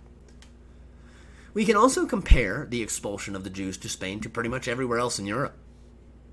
In the late 13th and 14th centuries, Jews were expelled by royal decrees from Naples, England, and France, many other cities and principalities across Europe. Jews were in fact outlawed in France in 1394, 100 years before Spain outlawed them. They were outlawed in England in 1290, 200 years before. Similarly, based on how witchcraft was treated in Europe, the Inquisition could be downright liberal. There are a few records of women and girls being punished for witchcraft, but the few times that witches were burnt after an inquisitorial trial, the organization punished the inquisitors responsible for doing the burning. The Spanish Inquisition seems to have largely viewed witchcraft as a type of mental illness, One inquisitorial official, Alonso de Salazar Frias, made a report on the issue and concluded, quote, "I have not found the slightest evidence from which to infer that a single act of witchcraft has really occurred. Indeed, my previous suspicions have been strengthened by new evidence from this visitation, that the evidence of the accused, alone, without external proof, is insufficient to justify arrest. I deduce that there are neither witches nor bewitched until they were talked and written about," unquote. The idea that witchcraft wasn't to be punished is, on the one hand, evidence that the Inquisition's zeal for religion was based on racism and xenophobia, I think, more than actual heresy. Similarly, most of the Protestants, like I said, most Protestants killed by the Inquisition were foreign-born, or conversos. Spain wasn't the only place Protestants were murdered. In the Netherlands, though, between 1557 and 1562, 103 heretics were burned, which was more than in Spain during that same period. The Huguenot Protestants in France, who were targeted for massacres throughout the 16th century, I mean, there were thousands of Huguenots in France who were killed during the St. Bartholomew's massacre alone. Between 5 and 30,000 people were killed during that single incident, let alone the entire century in France. And if you think that's bad, I mean, I wouldn't even begin to know how to guess how many people died in Germany as a result of conflict between Lutherans and Catholics. In England, Bloody Mary burned 3 times the number of heretics in England during her rule than were burnt in Spain during that period. Likewise, the rule of Elizabeth, well, she burned an awful lot of heretics in England herself, now over decades of time, but a lot more Catholic heretics died under Elizabeth's rule than Protestant heretics died under Bloody Mary's, who has a worse reputation. And of course, while the medieval Inquisition was not in Aragon and barely made a presence in Castile, the medieval Inquisition, just as ruthless as the Spanish Inquisition, ran rampant through France, Germany, and Italy. Heretics were burnt there just like they were in Spain. In truth, the one thing that really differentiates the Spanish Inquisition from basically the judicial systems elsewhere in Europe was that inquisitors wrote everything down. In fact, the Inquisition is one of the only institutions of the early modern period with such extensive records. Now, with all of that said, the reason I'm talking about all of this is because the Inquisition had a tremendous impact on the history of the Atlantic world. Jews and Muslims who fled Spain, and conversos and Moriscos who fled Spain, and perhaps Protestants who fled Spain, and anybody else who was fleeing Spain because of the Inquisition to escape persecution. Well, sometimes they went to the Atlantic. Now, the Jews and Muslims who wanted to flee Spain were not allowed, theoretically, to take gold, silver, or weapons with them. In fact, most of their valuables, therefore, because they could not take their homes, those who wished to keep the faith, most of them went to Portugal, the coast of North Africa. They went to the Italian states, to Greece, to the realms of the Ottoman Empire, of course, to the New World. The first European to set foot in the New World was an interpreter on Columbus's expedition. His name was Louis de Torres. He was a converso who spoke Arabic. Mind you, I'm not counting the Vikings. In fact, Edward Kritzler, the author of Jewish Pirates of the Caribbean, argues that a number of secret Jews made their way amongst Columbus's original crew because they were attempting to escape the Inquisition. Now, I don't know why, say, Torres signed up for the voyage, but I bet if you were able to ask him, he'd tell you that being on Columbus's ships sure beat sitting in Spain, waiting for the Inquisition to find him. Torres wasn't alone. Examining the historical record of the early Spanish Main, we find that by 1495, a number of converso settlers made their way to Hispaniola, even though Spain banned conversos from going to the New World in 1493. In 1515, in fact, some conversos were sent back to Spain from Hispaniola to face the inquisitorial trials that they were trying to escape from. Now, there was a community of secret Jews who called themselves the Portugals, who formed a community on Jamaica in 1510. They were some of the only settlers willing to live on the island owned by Columbus's son Diego, which didn't have a lot of gold on it. Ultimately, their descendants formed much of the population of what would become the city of Port Royal. In 1520, one of the Portugals, João Rodrigues Cabrillo, led 30 men armed with crossbows to Mexico to join the conquest there. Later, in fact, Cabrillo, a converso, will discover California in 1542. We'll get there eventually. On April 22nd, 1500, when Brazil was claimed for the Portuguese crown by the Admiral Pedro Alvarez Cabral, he had with him a converso named Gaspar de Gama.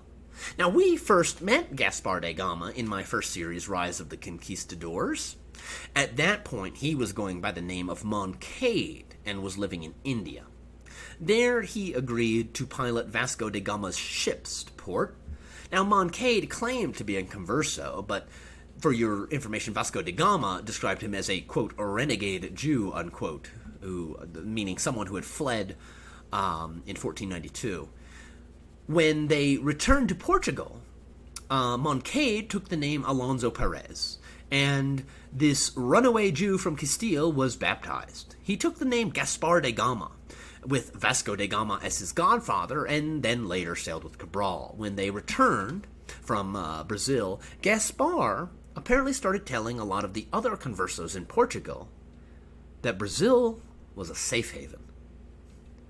Now, with that said, other conversos got sent to Brazil by Portugal as part of the sentence of banishment that was offered to so many Portuguese criminals. Others, like I said, took Gaspar de Gama's advice and went there purposefully to escape persecution. Some went to make a profit, like Fernando de Noronha, who was a merchant. He obtained a monopoly contract for trade in Brazil. His Jewish ancestry might have in fact even contributed to the change in name from Saint Veracruz, or whatever else the Portuguese trying to calling it, to Brazil. At any rate, I say that because Noronha also once had a ship which left Portugal called the San Cristobal, or St. Christopher in English, and which once he arrived in the Americas, he renamed Judea, or a Jewess, a Jewish woman.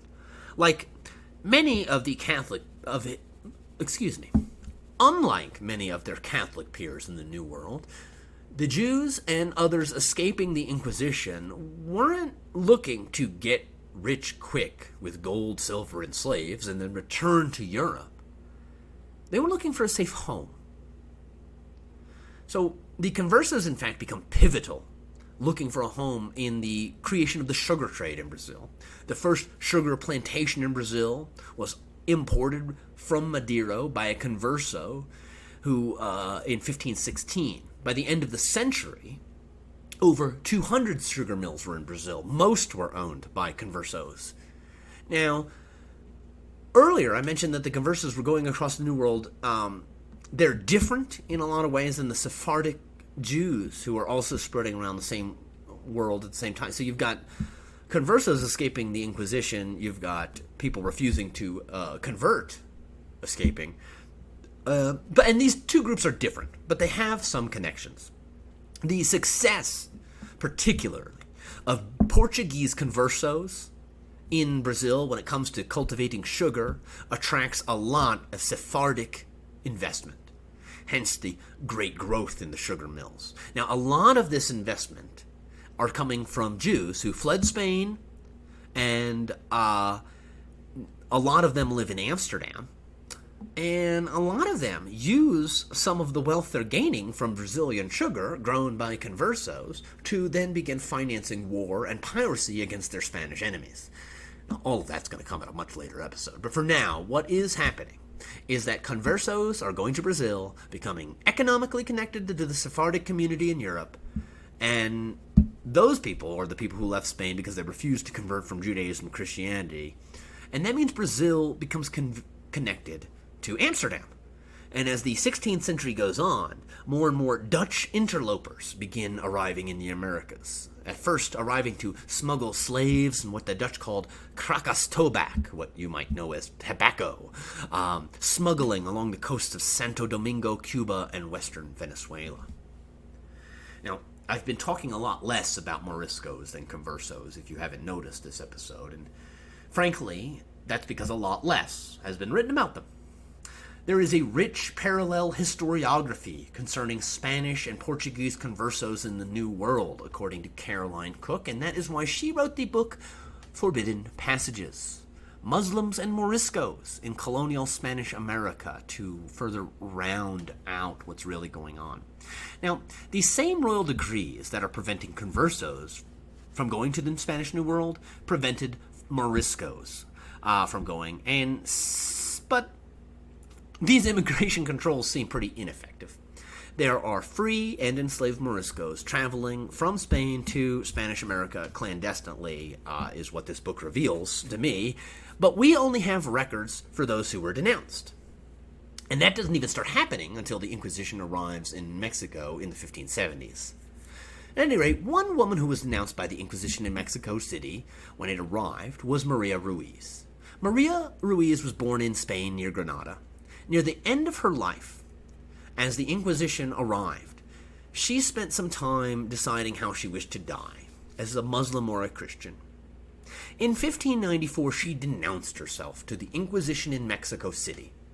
She wanted to be reconciled with the Catholic faith, reincorporated into the church, because she felt bad about having continued to recite Islamic prayers, which she had learned as a child. Caroline Cooks asks us, what events during her lifetime might have prompted her and countless individuals to have to choose which faith they considered to be the true one in which they might gain salvation? So, similarly to how we talked about how conversos, ranging from doing everything they could in secret to preserve their Jewish identity, to being pious Catholics who happen to have Jewish ancestors, this is also true of the Moriscos, I want to be clear. Now, for one way that conversos and Moriscos could get to the New World was by being a young woman. For every 10 European men in the New World of the early 16th century, there was one European woman, so señoritas, like Maria Ruiz, were in very high demand, you could say. So, in combination with the fact that the Inquisition was specifically targeting converso and Morisco women, and the fact that a lot of guys in the New World were really looking for a European wife, this meant that there were multiple factors that pulled some women to the New World, such as the four Estrada sisters. The Estrada sisters were the four converso daughters of a certain Alonso Estrada. He was a royal treasurer to Ferdinand. He sent or paid for, or had, who knows how it worked, but all four of the Estrada daughters went to Mexico. They were not, and they found plenty of suitors, who none of which were in the slightest bit worried about their wives' blemished ancestry. This is the same story, basically, of Francesca and Beatriz Ordaz, two converso sisters who came to Mexico to escape the Inquisition. Beatriz Estrada was a converso, who in Spain was escaping the Inquisition. In New Spain was a hot tamale, and she ended up married to Velázquez de Coronado, a conquistador who sought the 7 cities of gold. Beatrice's sister Luisa married George de Alvarado, so instead of being targeted by the Inquisition, she became wife to the future governor of Guatemala and a conqueror of Mexico. Numerous Morisco heretics were discovered in the New World when the Inquisition was established there. One was even an ex-governor of Mexico, Luis de Caraval. Of course, since conversos, Jews, and Muslims, and Moriscos participated in the conquest, that shouldn't really come as too much of a surprise. Hernando Alonso was a carpenter responsible for much of the Spaniards' success in Mexico, as we will talk about next episode, if in case you have not heard of him. After it, Alonso became the wealthiest farmer in Mexico, after he was awarded a large tract of land north of Mexico City, and became the biggest supplier of meat for the colony. Other Moriscos made their way to the New World in the role of slave, such as the enslaved Morisco known to us only as Estevanizo. He accompanied the conquistador Alvar Núñez Cabeza de Vaca across the American Southwest, and that's going to be a wild episode. Now, with that said, in the early years of the Atlantic world, Moriscos were common on ships going to the Americas. A lot of Moriscos, in fact, found themselves attached, in cases of enslavement, or attached themselves to ships bound for the Americas, before it was known that America was not Asia. The Portuguese found Morisco translators necessary during the 15th century as they made their way down the Atlantic coast into Africa and ultimately to India in their attempt to recruit and capture slaves. They found Moriscos, with their knowledge of Arabic, to be very helpful. And later navigators like Columbus and Magellan both recruited Arabic speakers for their voyages. And just like the conversos I mentioned, some of the degradados left behind in Brazil and Africa by the Portuguese were Moriscos as well. The Portuguese loved leaving people in various places and saying, you live here, turn this place Portuguese. I know you're not Portuguese, but do it anyway. Other Moriscos got to the New World by virtue of their being excellent craftsmen. Now, talented Morisco artisans were sometimes, in fact, requested in the New World by Spanish colonial officials, even though they were forbidden. One such artisan was Diego Heredor. He was a shoemaker who was summoned before Mexican inquisitors in May 23, 1576, so that he could answer questions about his name. Diego confessed he had changed his name to Heredor because his parents were Moriscos.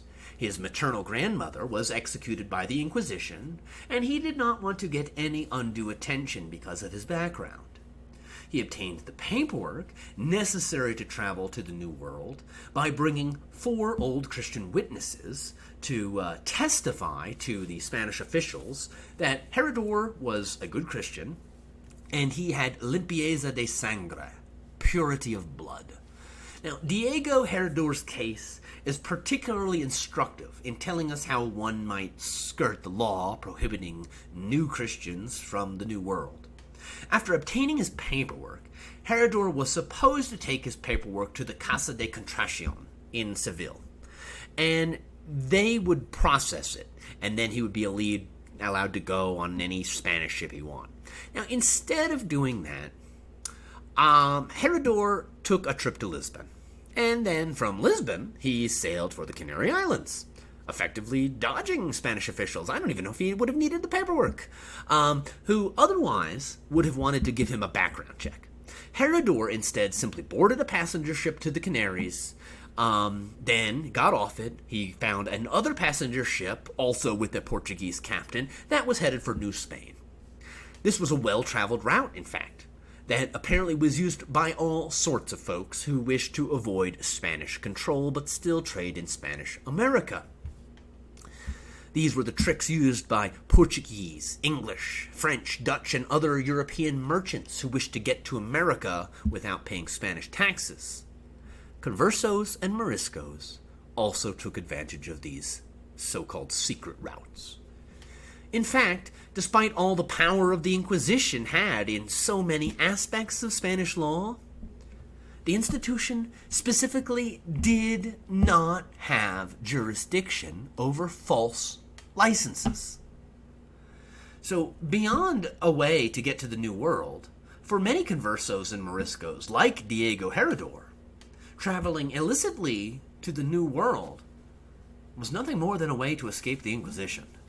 And it wasn't really that hard to do.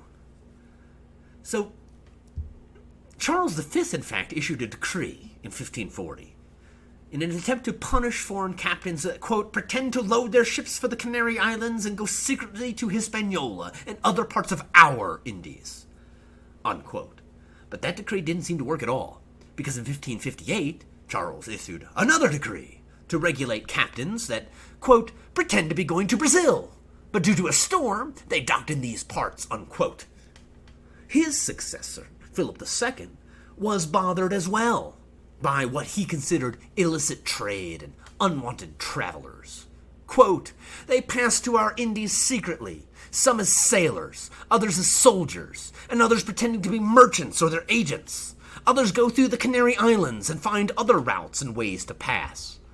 Under these guises, men pass who are thugs and of sinful life and poor example. And some are prohibited persons. Some people leave from ports that are outside of these kingdoms, in foreign and domestic ships, and pretend that with bad weather they docked in the Indies. With this deceit they pass, and acquire goods and estates, and there give it to their heirs, unquote. The Inquisition likewise complained about, quote, infected persons, unquote, leaving Spain via the Canary Islands and escaping.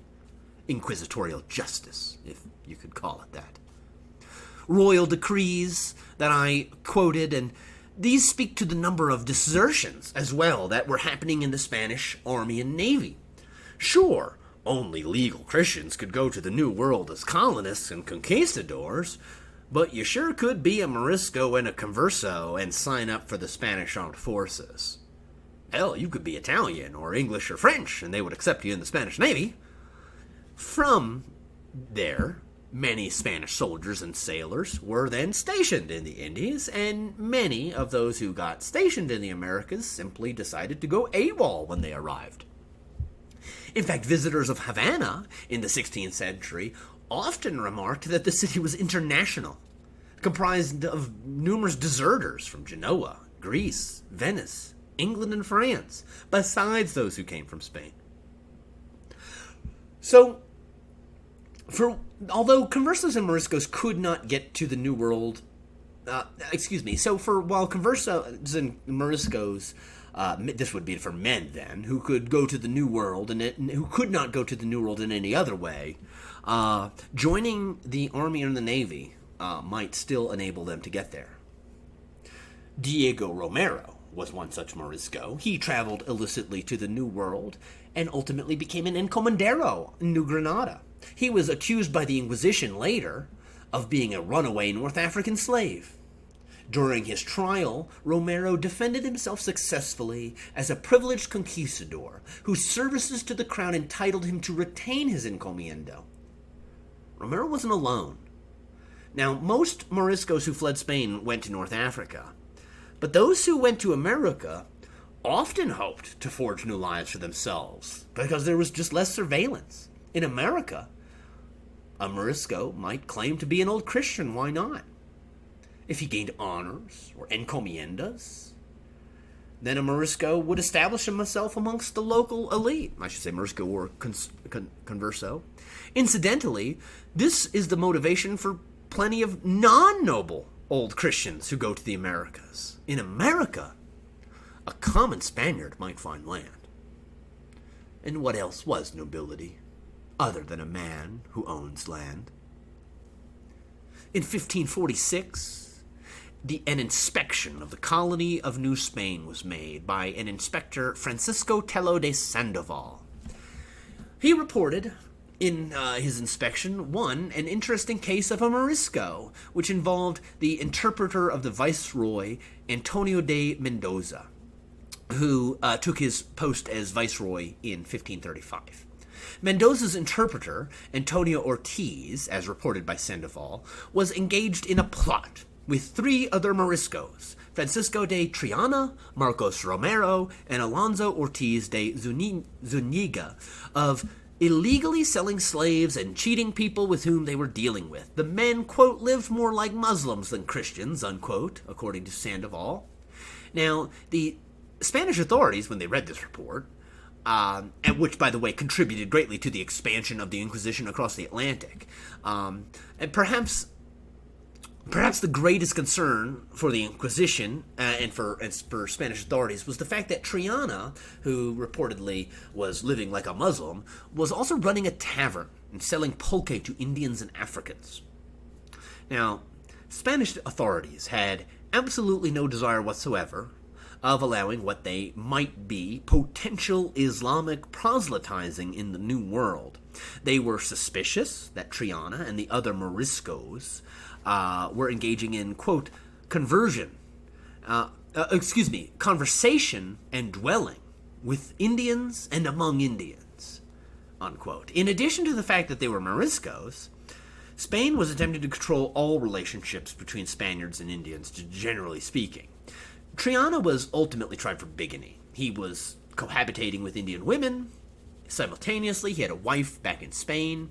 The judge of the Audiencia of Mexico stated, in fact, that Triana was, quote, such a liar that he never or only by mistake tells the truth, and a very bad Christian who never enters any church, nor has anyone seen him confess, unquote. Now, Triana comes across as a dirtbag when you get into what he's accused of, and that very well might be an accurate description of him. But with that said, it doesn't really make it clear how that differentiates him, Romero, or Zuniga, the three accused Moriscos, from being, frankly, any different than any other conquistador in the New World. The charges against Romero was that he was, quote, a very poor man of vile roots without honor or shame, unquote. In fact, the fact that they were investigated means that we have records of them, but for what, like I said, I don't know how they were different than the other dirtbag conquistadors, Christian or Morisco or Converso or otherwise. But also, the fact that we have records of these three men makes me wonder how many other conquistadors were Conversos or Moriscos, but successfully escaped the Inquisition and just escaped from the records of time. Like I said, a lot of Moriscos, despite the ban of Muslims, arrived as slaves of their Christian masters. A lot of these men participated, or their fathers participated, in the conquest of Granada before coming to the New World. A lot of Morisco and Converso women arrived. One Morisco woman who arrived was named Maria. She was the Berberisca slave of Bartolome de Ananya and Villanueva, if I'm saying his name correctly. He arrived in New Spain to assume a secretarial post in the government. Bartolome Ananya sent witnesses to the authorities before leaving Spain that testified to Maria's behavior, stating she was, quote, a Christian because they see her go to Mass and pray and she does Christian works, unquote. And so instead of being refused on the grounds of being a Morisco, Maria obtained the documents necessary to emigrate. In 1578, the crown ordered a certain Roy Diaz de Mendoza to return his two Morisco slaves. I should be saying Morisca and Conversa when I speak about the women, by the way. I apologize for my terrible Spanish grammar. I apologize. He was ordered to return two Morisca slaves he brought to New Spain so they could be punished for 4 years. And if he did not comply, then he would be punished for 4 years. In 1512, Hernando de Peralta, similar to Ananya, received license to bring two esclavas blancas to San Juan. Esclavas blancas, or white slaves, was a term often applied to enslaved Moriscas. In 1537, the licentiate Inigo Lopez de Cervantes brought two esclavas blancas, in addition to 4 African slaves, who were, quote, raised in his household, quote, unquote, as Christians, which is why he was allowed to take his slaves with him. In 1543, one esclava blanca named Juana petitioned for her freedom when her master sold her to another Spaniard and had her case tried before the Royal Audiencia of Panama. 4 years later, in 1547, a judge finally ruled that Juana and her daughter were free. Other Muslim slaves were brought from Africa, as I've kind of been getting at. Now, the slave trade, I've mentioned this before, is a deep dive all on its own. It requires a whole different series. The series that we're on, Conquest of the Americas, isn't really I think, the best place to fully dive into that. But for now, let me say that perhaps something like 25% of all African slaves in the Spanish Caribbean during the 16th century were Muslims. Or at least of the approximately 200 Africans transported to Havana in 1575 to construct the military fort of La Fuera, that contained 45 Islamic and Turkish slaves, so that's what I'm kind of basing that on. Spanish officials worried about African Muslim slaves because they were potentially rebellious, though. Muslims were often literate in Arabic and thus able to plot rebellion in secret. But the demands for slaves were so high, and the reputation for Muslims as excellent craftsmen such that Muslim slaves became pretty common in the Spanish Caribbean anyway, as well as on the coast of South America. And ultimately, as the end of the 16th century drew near, Spanish officials in fact became increasingly concerned that their Muslim slaves were going to help Dutch interlopers in an attack against Spanish interests.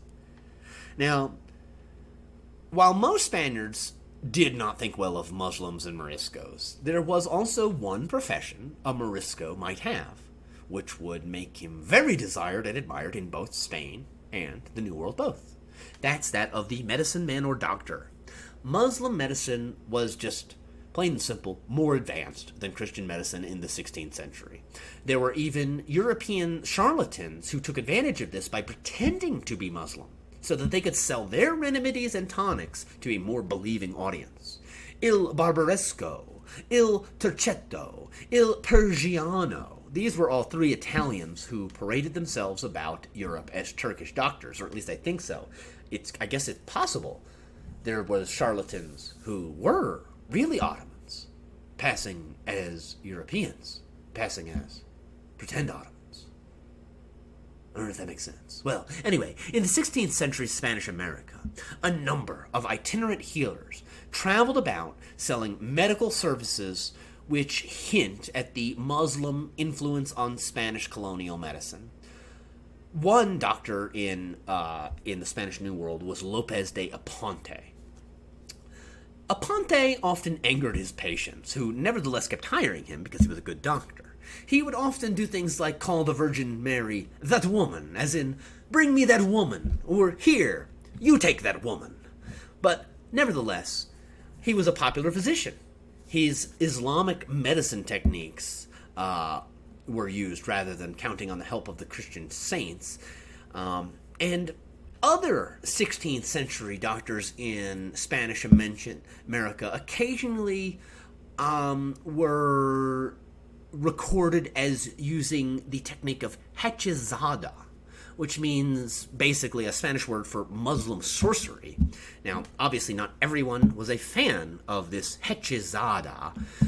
One Jesuit theologian remarked that, quote, as a result of the Moorish occupation of Spain, the magical arts were virtually the only subjects being taught in Toledo, Seville, and Salamanca, unquote. I guess he wasn't a big fan of the medical schools of Spain.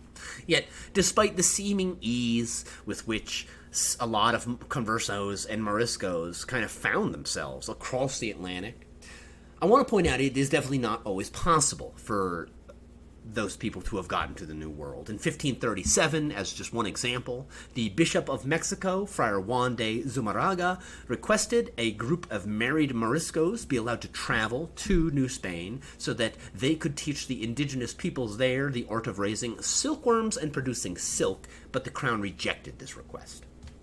Likewise, the Inquisition did eventually follow these people into the New World, which is why we have records of conversos and Moriscos getting in trouble in the New World.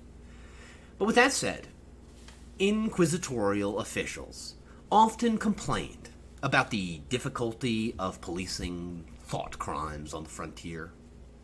In addition, there were numerous bishops established in the New World who got there decades before the Inquisition. And some of these bishops and some of these other religious orders controlled substantial estates with thousands of Indian subjects, and these guys have no desire to relinquish the authority that they have in the New World to the Inquisition. We'll get all of that into a future episode when we talk about life in Spanish America. Now, I just want to leave you, though, with the impression, for now, that because of the Inquisition, the colonization of Spanish America maybe wasn't quite all that really different from the colonization of British America. I mean, it was two things at once. Yes, it was a horrible conquest and a genocide of indigenous peoples by righteous Christian knights of Spain, all fueled by the chattel slavery of Africans. But it was also a chance at freedom and escape for other Europeans who were also subject to the cruelties of European society. At any rate, as for this episode, I think it's about time I wrapped up. Crap, we're about 4 hours now. I struggled a bit, if I can admit this, with how to finish out how to tell this story. Briefly, I want to mention on Saturday, May 30th, 2020, I was in the process of writing this episode and I decided to go to a protest in support of Black Lives Matter to march for justice in an attempt to get more police accountability. The murderers of people like George Floyd, Breonna Taylor, and far too many other people, they must be held accountable. Personally, I'm ashamed that I'm 38 years old and until now I had not been to a march for this reason. After that march, was concluded, though, I was in a crowd of people. We were fired upon by police officers with tear gas, pepper spray, and rubber bullets. And one of those rubber bullets struck me in the right hand and actually broke my index finger. I got a neat scar. I have never before seen state violence, let alone been, I guess, a victim. But as a consequence of that experience, it took me a lot of extra time to finish writing this episode. For starters, with a broken index finger, it's a little tough to type.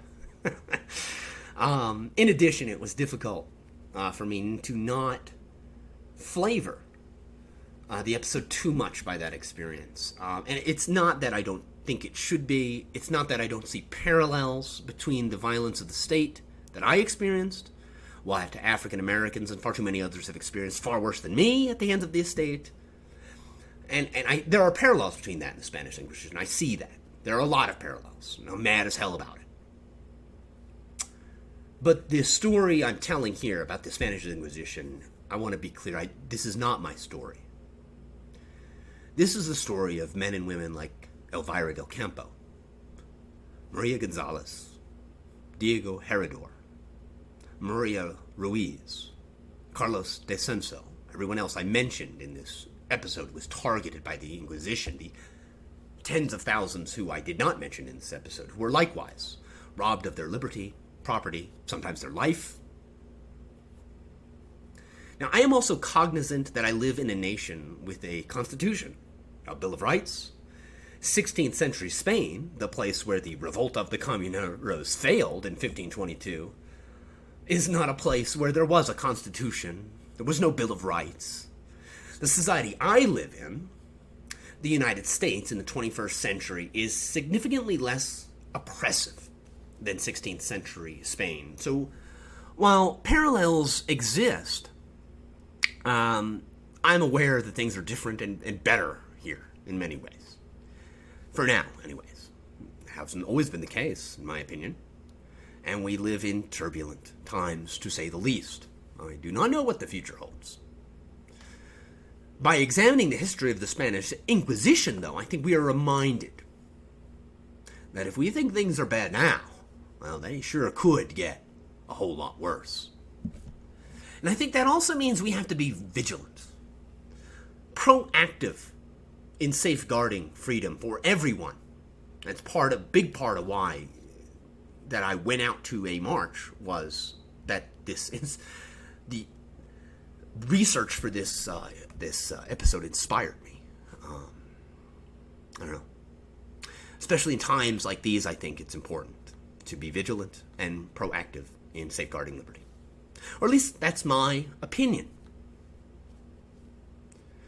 At any rate, I am going to leave you with this episode to form your own opinions with a poem, though, written by a German, Martin Niemöller. He was a German who did not stand against the Nazis. He wrote this poem in regret. First they came for the communists. I did not speak out, because I was not a communist. Then they came for the socialists. I did not speak out. I was not a socialist. Then they came for the trade unionists, and I did not speak out because I was not a trade unionist. Then they came for the Jews, and I did not speak out because I was not a Jew. Then they came for me, but there was no one left to speak in my defense. Martin Niemöller was a Protestant minister who was arrested in Nazi Germany on June 1st, 1937, after previously supporting the Nazis. Now, they say that those who do not learn from history are doomed to repeat it. I've said it before, and I'll say it again. There's a truth about stories. And that is this. You have heard this story now. You may do with it whatever you want, but what you do with it is up to you. At any rate, until next time, my friends, thanks again for supporting the show. Check out the links in the show notes to get more information, and as always, so long and thanks for all the fish.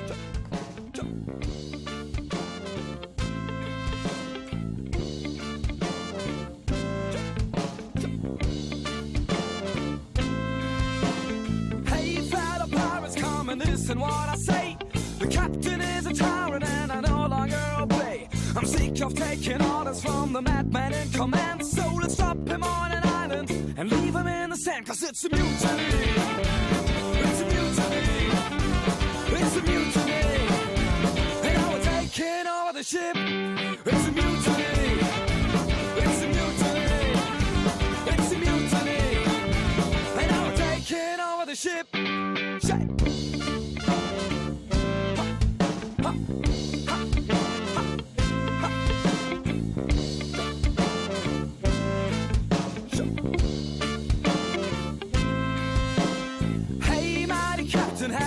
What's happening here? You're no longer in control, and we're drinking up your beer. This is now a democratic, egalitarian pirate ship. So enjoy your trip, cause it's a mutiny.